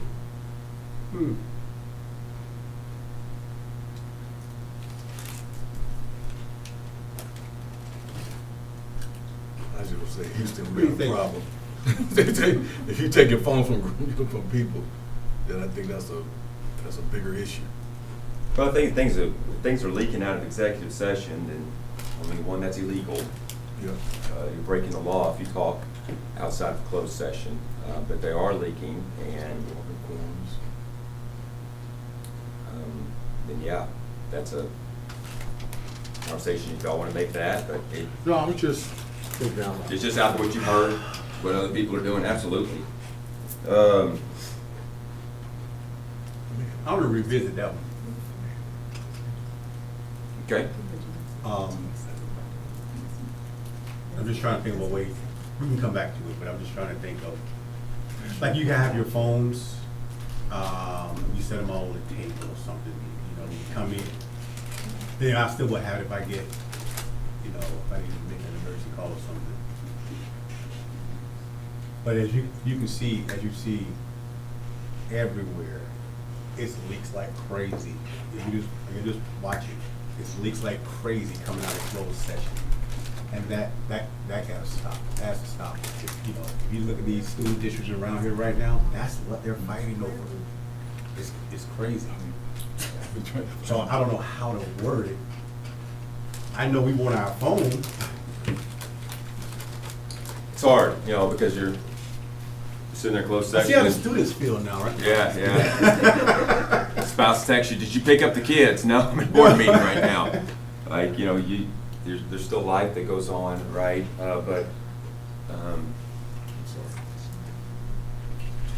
So from what you've seen, what have you seen the majority of? Just curious.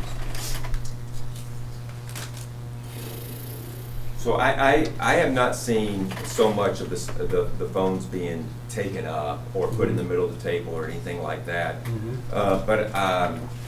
And we don't get invited into closed session very often because we have to have some sort of reason to be in there. So we're not closed session folks. The people that I talk to, there are a lot of recommitments by the board from the president that flat out says, let's be clear, what we're talking about here is protected by law. And if you're out talking about this, you are breaking the law. That usually, you're like, got it. And that includes talking to your spouse. Correct. Is that allowed here? Okay, 14. Yes, I believe so, 14. I mean, it could be children, it could be coworkers, it could be. And you're talking about, you're in there talking about a kid and a discipline issue or whatnot, and that's on closed session, and how you breaking federal law by talking about Because we all work on posts, right? that- Right. You just gotta be careful. Right. You should be saying that. But I think that if there are leaks or whatnot, that is certainly a conversation that you all need to have. So then the question for me would be then, if there is a leak and you find out there is a leak, what does the board want to look at, you know, any type of, I don't know. Yeah, that's when you probably get with your board attorney to figure out what's going on. There's some boards that have turned them in and they've been arrested and went to jail. and there's a picture of a couple of trustees, not behind bars, but mug shots and whatnot, they're going to jail for talking in closed session. It's executive session for a reason. That is correct, right. So, and I think that's, again, that's attorney question. I think a lot, that's why you have a board attorney to ask that question if you know there's leaks. And the attorney can come in under, I don't know the number of the code, but you can have consultation with attorney. Right. As an executive session, your board attorney can come in and say, let me be clear. So it's kind of like the censor, right? If somebody do something that put a blackout on all of us, right, then we can censor them, but we know. Yes, yeah, and that's part of I don't know the law on that. Mr. Bryce, I don't. I know the attorney said something about. The attorneys they know that stuff, that's what they get paid to do. And that's why you got a board attorney if you have a question on that. So we're good with this, We're though, good in with that. writing? We don't need to add Call for anything to question. it. No, ma'am. No.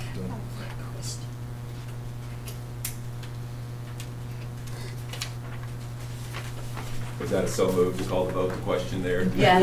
Is that what Yes, that's? yes, please. All in favor? Let's go back up. This, there's not much changes to citizens who desire to be heard. You got policy. These are just some of the other things. Your reference policy, you've got each speaker is limited to 3 minutes. Because I think in the old one, it was the old board operating procedures that talked about the consolidation of concerns, and you can't do that anymore with a couple legislative sessions ago. So everybody's got to get an opportunity to speak.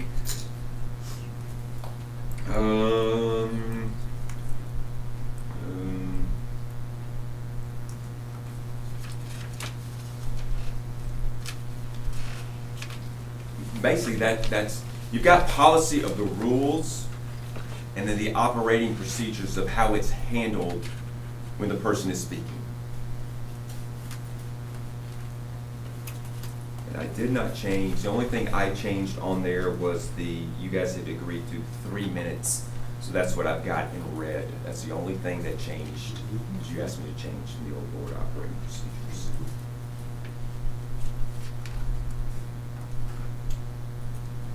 The next one I put I put it under a bucket of team of 6 guidelines, and I think this one's gonna carry us home here. So communication, we spent a little bit of time on this one. I do not know, you asked me to go back, and we walked through this one, and I do not know if you still want to do this or not. So this can be striked, but this was the clear communication process in which it's a matrix that's available to view at all times. I'm going right through the number part of it right now.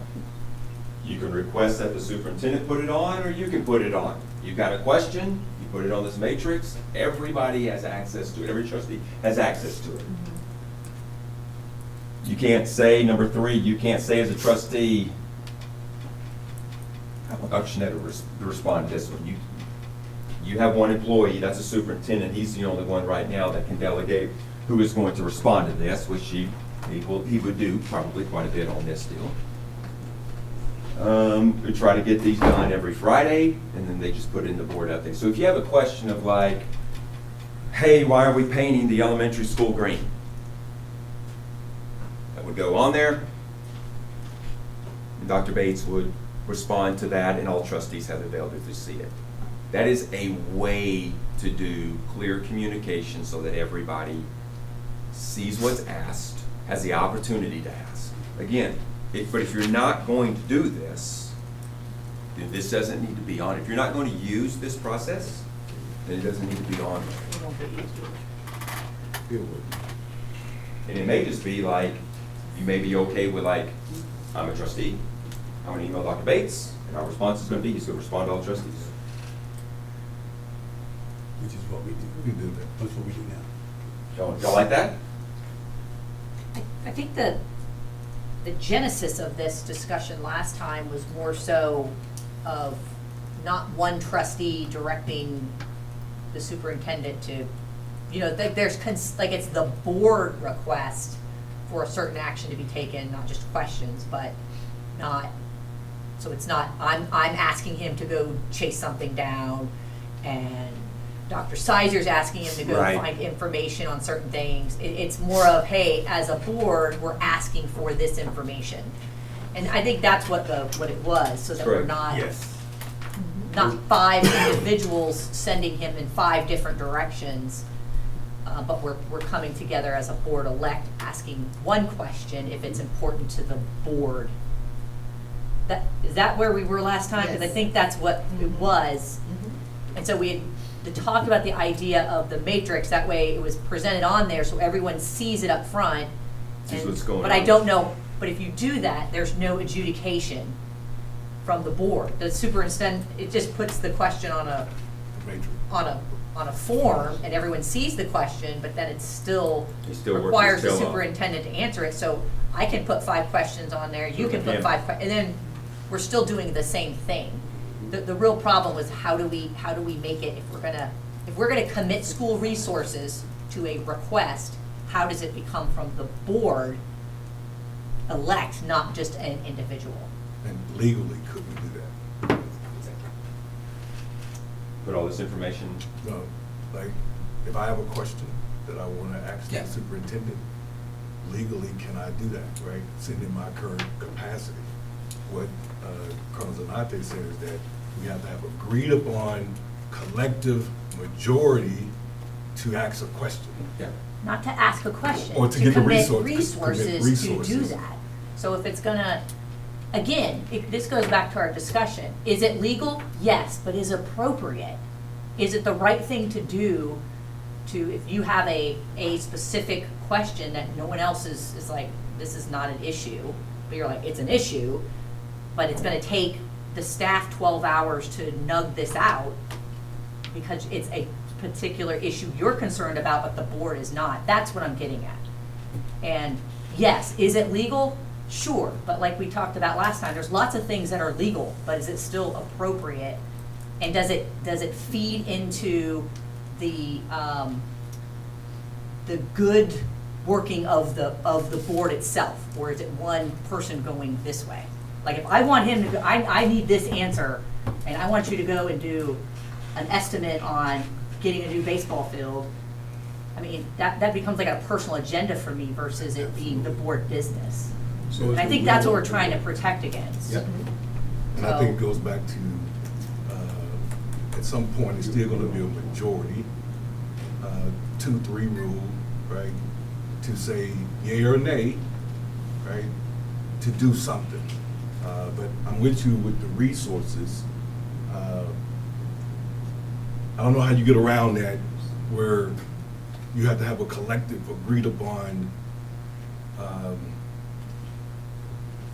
terms of the why something is done for resources purposes, because you may have that road trustee to make it a complaint.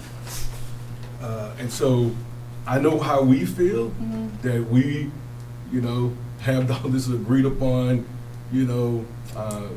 collective vision, and appropriate, because we like each other. But I'm just saying that if we put that in policy or in writing, that, that's something that we're gonna have to live with, right?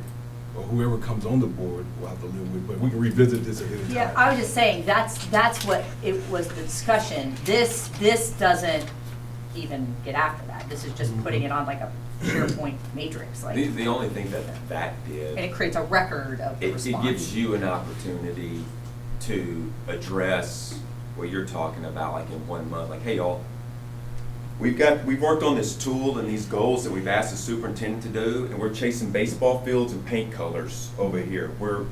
And here's everything that was, and you can certainly do that with a response to all on the email. You just gotta keep up with it a little bit better. But I think that's the point that you're making, is that superintendent's required to do the 16 things that are listed, and then you're gonna set goals for him to do. What's he going to say no to, and at what time, and what freedom do you give him to say, I know Gary very well, Gary's not gonna say no to anything. You ask him to do it, he's gonna go get it done.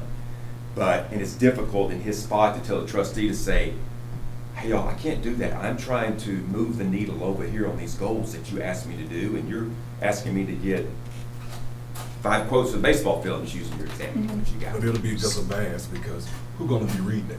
Who's gonna be looking at that matrix? Yeah, I think So- the email's If we pretty use accurate. it, we So- all would need to be looking at it so we can track appropriately. So that'd be an added task to. He doesn't want it, Yeah, and just if that's, another- and It's a again. 2 to 6, Just another absolutely. thing. Superintendent's voice on it. And I think also, I agree with what we're talking about, but the will of the board is the terminology that's used.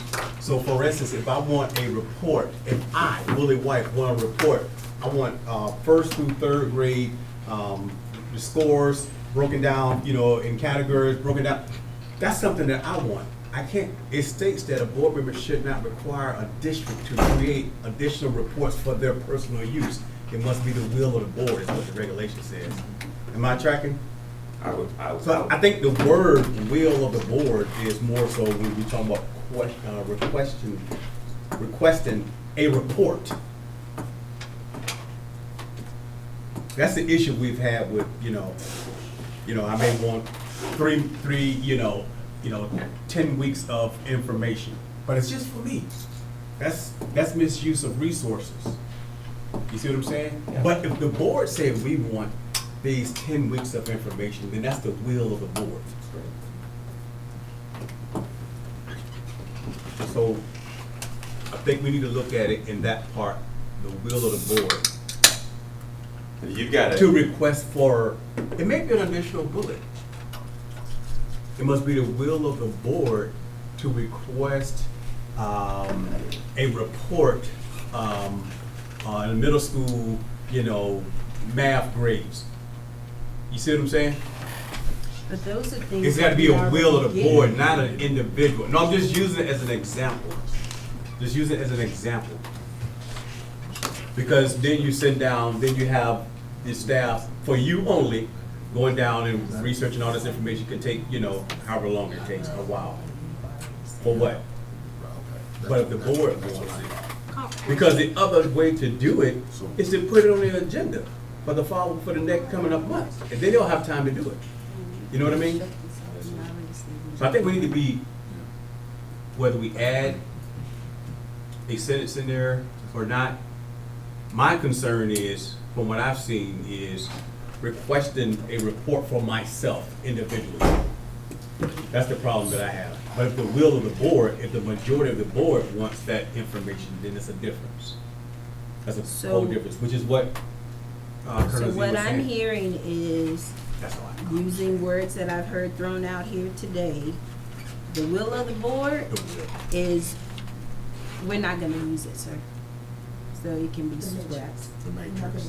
Oh, I've already scratched it. Oh, okay. He scratched We're it 20 done. minutes ago. Yeah, I scratched that one.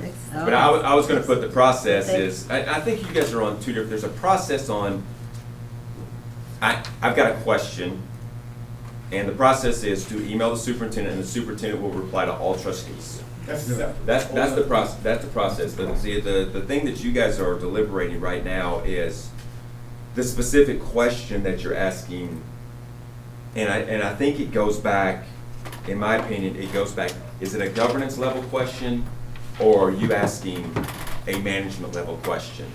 Like, your job is to make sure that that the superintendent has a process in place. Yours not to ask about what's the process, why do you do it this way? The superintendent's job is to develop a process, he and his teams develop a process. And you've got to make sure we have a process. Do we have a process to make sure that kids get dropped off safely here at school? You can certainly ask that question. But the question is, how come every teacher is not out there every single day at the beginning of school waiting in the line to open up doors? Y'all follow me on that? Now you're kind of out of your lane as a trustee. So I don't know if you want to put that in there or not. That's,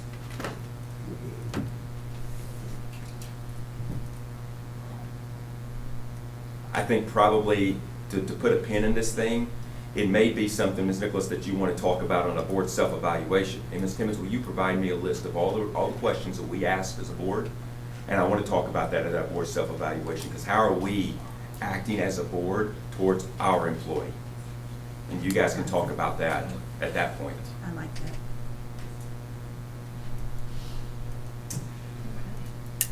Legal counsel, we scratched all that, because we're rolling right now on, and I've got that on my notes too, and I'll get with you, and we'll put that, the process that,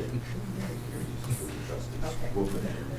I'll just leave it for right now. I scratched it out, but. Yes, ma'am. Legal counsel, the trustee should first seek guidance from the board president or superintendent if you got a legal concern. 14. Communication with the public, nothing was changed from your last time you did board operating procedures. Except this last part. And it's more, excuse me, just a general, any communication from an individual trustee may be perceived by stakeholders as representing the entire board in a unified position. So it's more of a disclaimer. Exercise caution and clarity when engaging in conversations, public responses. That's just a disclaimer that was put in there. Just to make sure that everybody knows when you are speaking on behalf of trustee, people are going to perceive that this is the will of the board. Mr. White. I'm speaking to my English teacher, I'm trying to make sure the terminology is Uh-oh. correct. I have it wrong. No, you're good. No, I was just asking, you know, are we saying it properly?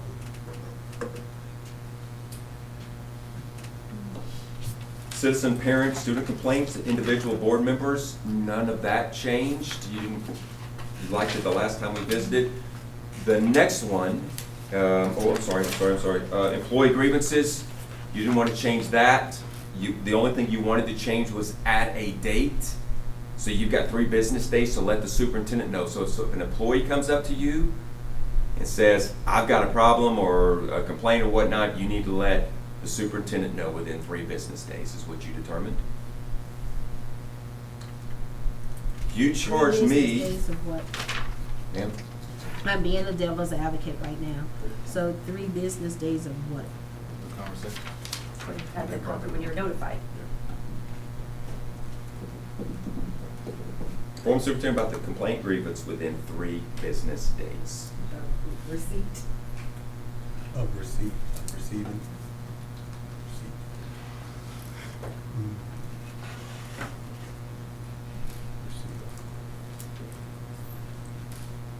So good with that?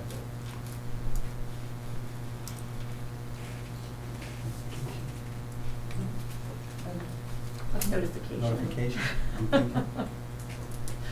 Of notification. Yeah, Because it could be just, right. no, verbal. Mhm. There's receipt of is kind of more formalized. Mhm. Did you say great? Hmm? Nothing. No, what'd you say? What'd you say? Nothing. Hey, Mikey. I'm good. The only thing I wanted was notification. Okay, got it. Notification travel.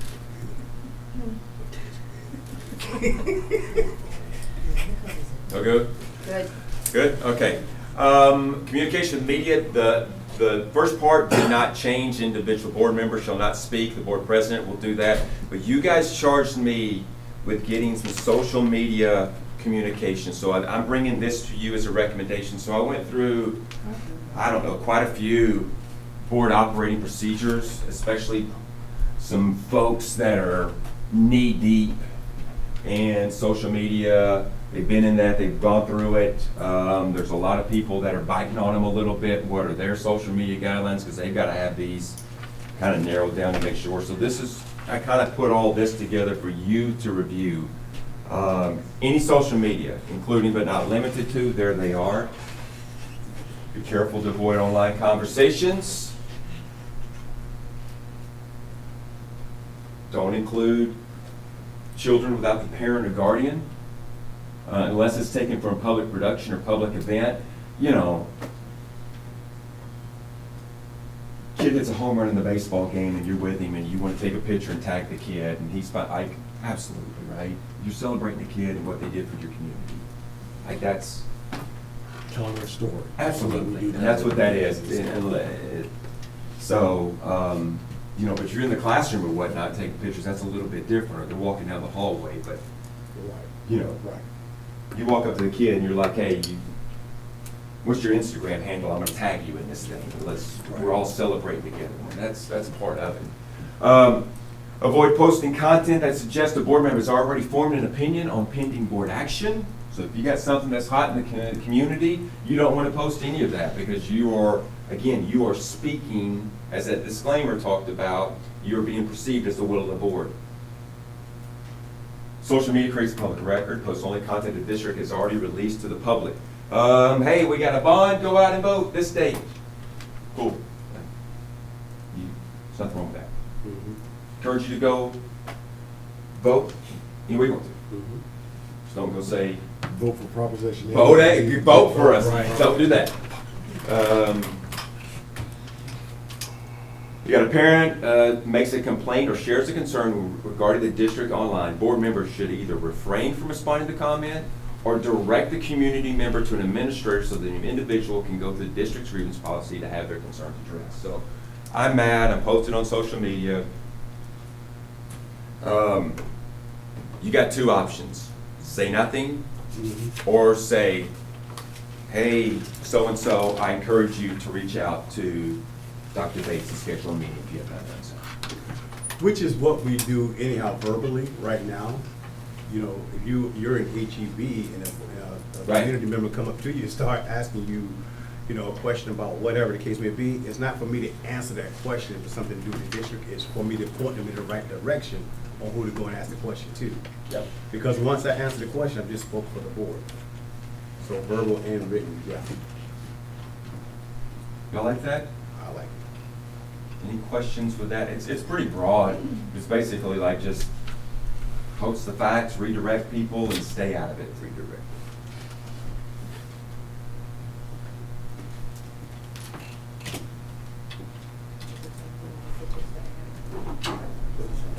Again, now, also, always look through the lens of a brand-new trustee that just got appointed. Doesn't know a whole lot about how a board works or whatnot. They're gonna be given this and to go through this and understand the way you operate as a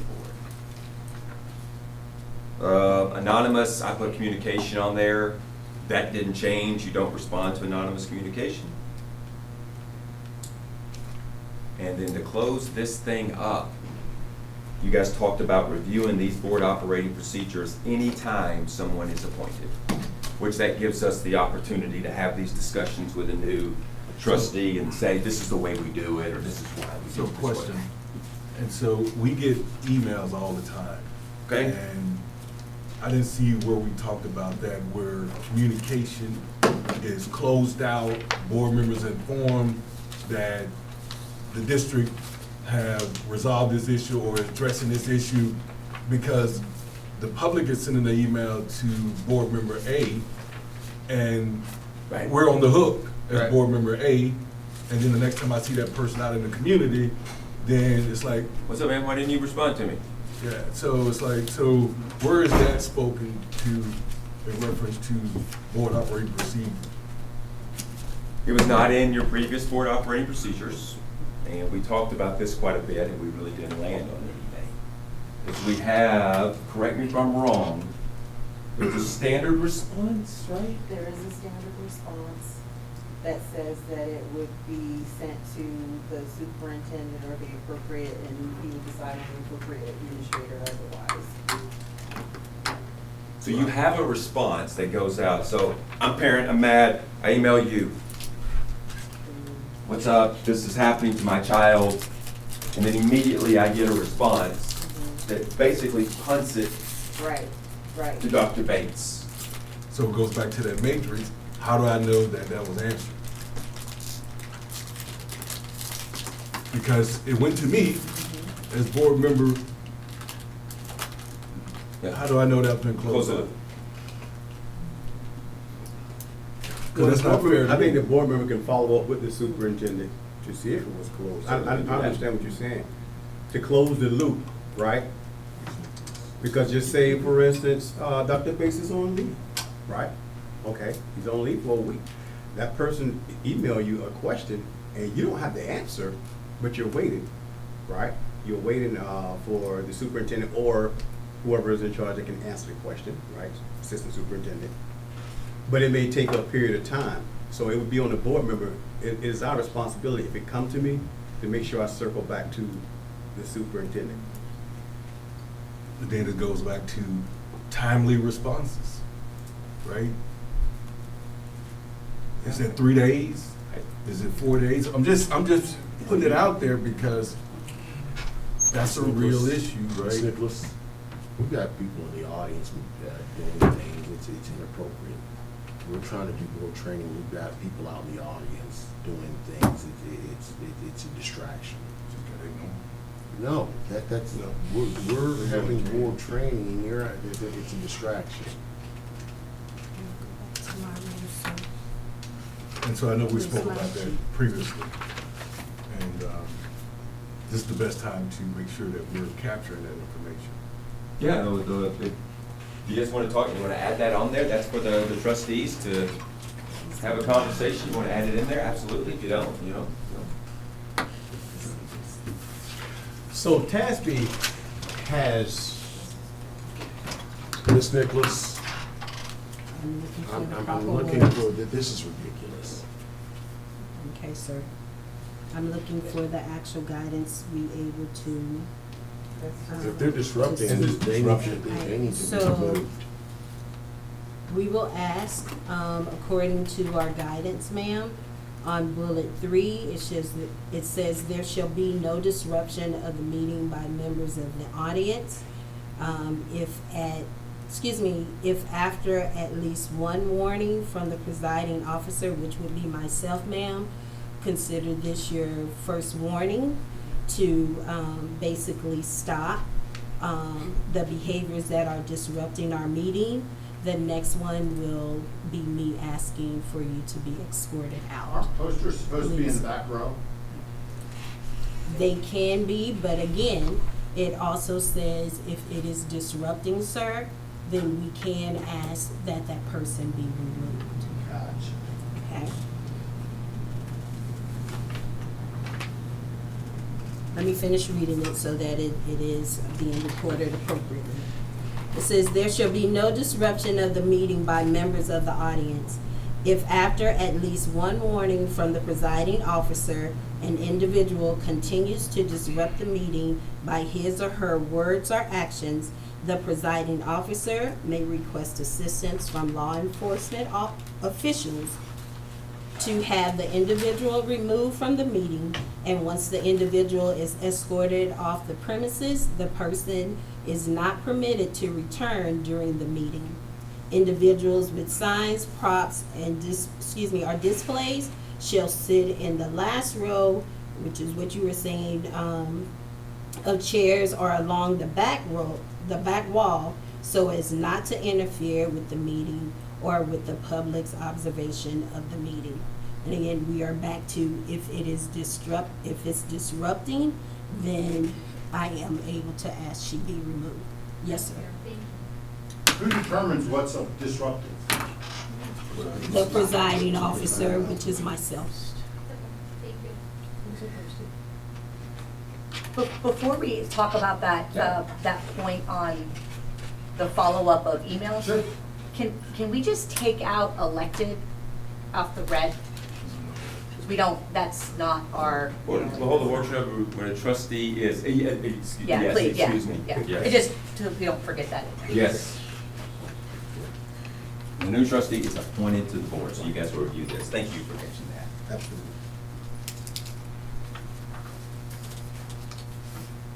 So the question goes back to, do you want to put something in your operating procedures regarding communication back when the trustees are communicated with?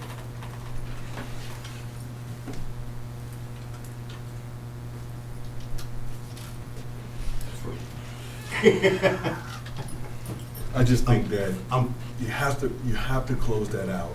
That if someone is emailing me and I am giving authority and responsibility to the district to address that matter, then the district needs to close it out with me and said that, hey, that's been taken care of.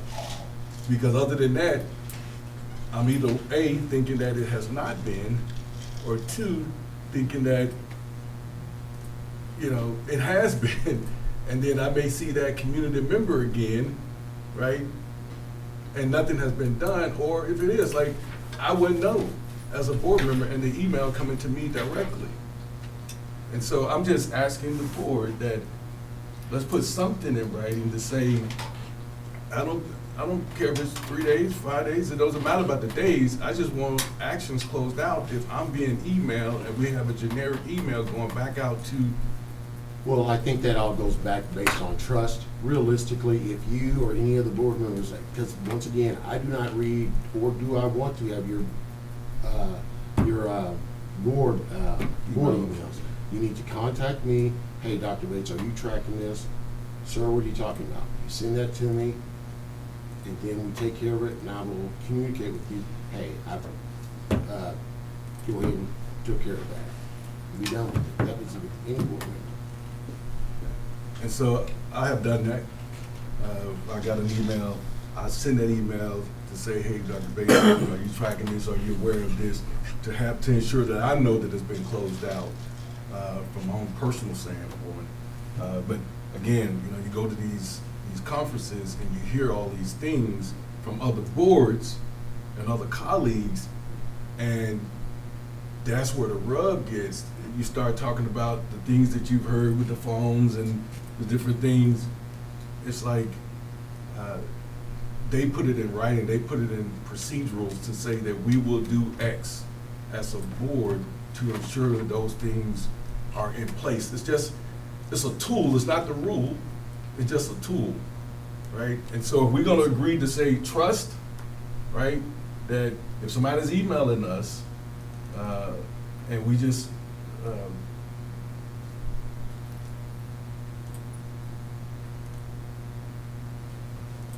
I'm good. Yeah, because we hold him accountable when we do his evaluation and things of that nature, so I think that's pretty much covered. Once we get an action, an email or whatever, we send it to Dr. Bates to take care of it. We're good. We've given it to him. I just don't want to say what I want to say in the open session. I guess one of the, may I ask a question, like to pose a scenario here? So the scenario that I'm hearing of what you're doing is, so there's 5 of you, right? And so any community member can email any one of you. Every community member at once could email all of you at once. And the process in which you have in place right now is asking that gentleman to respond to every one of your emails. That's okay, if that's a process you want to use. But you're asking him to sit in front of the computer, and if one person emails Mr. White over here, it's now been punted to Dr. Bates to answer that email. So the goals that you're trying to use and push towards him, he's sitting in front of a computer, one person is going to take his time.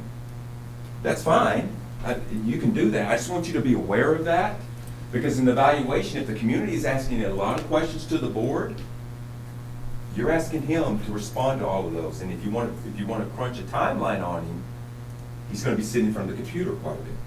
Did y'all follow me on this? And there's weeks where the community's not asking a whole lot of questions. Like, let's be honest. Yeah, right. But there are some weeks where the community's fired up. Right. But I think at some point we agreed, I wasn't on the board, but we agreed to have the generic response go out from the district to say, we got your response, we'll punt it to the appropriate person to address your matter. At some point, we agreed to do that the superintendent must agree to say that I'm gonna take it, because what I don't want to have, if I'm the superintendent, is I have unanswered mail that it went to one of my board members. And so I get the rationale behind it. I'm just saying we just need to make sure it is closed out. That's all. Good job. On that note.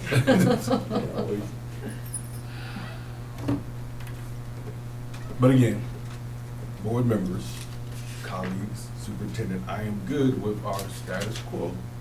if we're going to have the trust that, because again, like you go back to what you said, that we're asking them to do a lot, right, with the emails, but again, we've agreed upon this tool to close that out.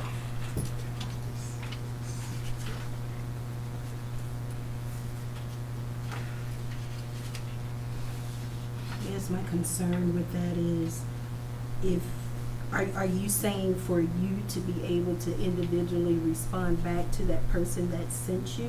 No, I don't want to the email? respond. No, I don't want to I was respond gonna at say, all. We can't do that. I just want to make sure it's closed out. It's been addressed. That's all I want to know. Yeah, It's been He addressed. did what we asked him to do. Because he got an automatic reply, went to the sender. Sure. I just want to make sure it's closed We out. do that. Yeah, I just need to know. I think we do Yeah. that already where there's a concern. It's either brought up when we're in closed session or it's brought up when, through the email traffic, that's sent to us. So I think we're already But addressing once that. again, you gotta check your emails. I don't have any accessibility. nor do Got you. anybody else. We're done with that.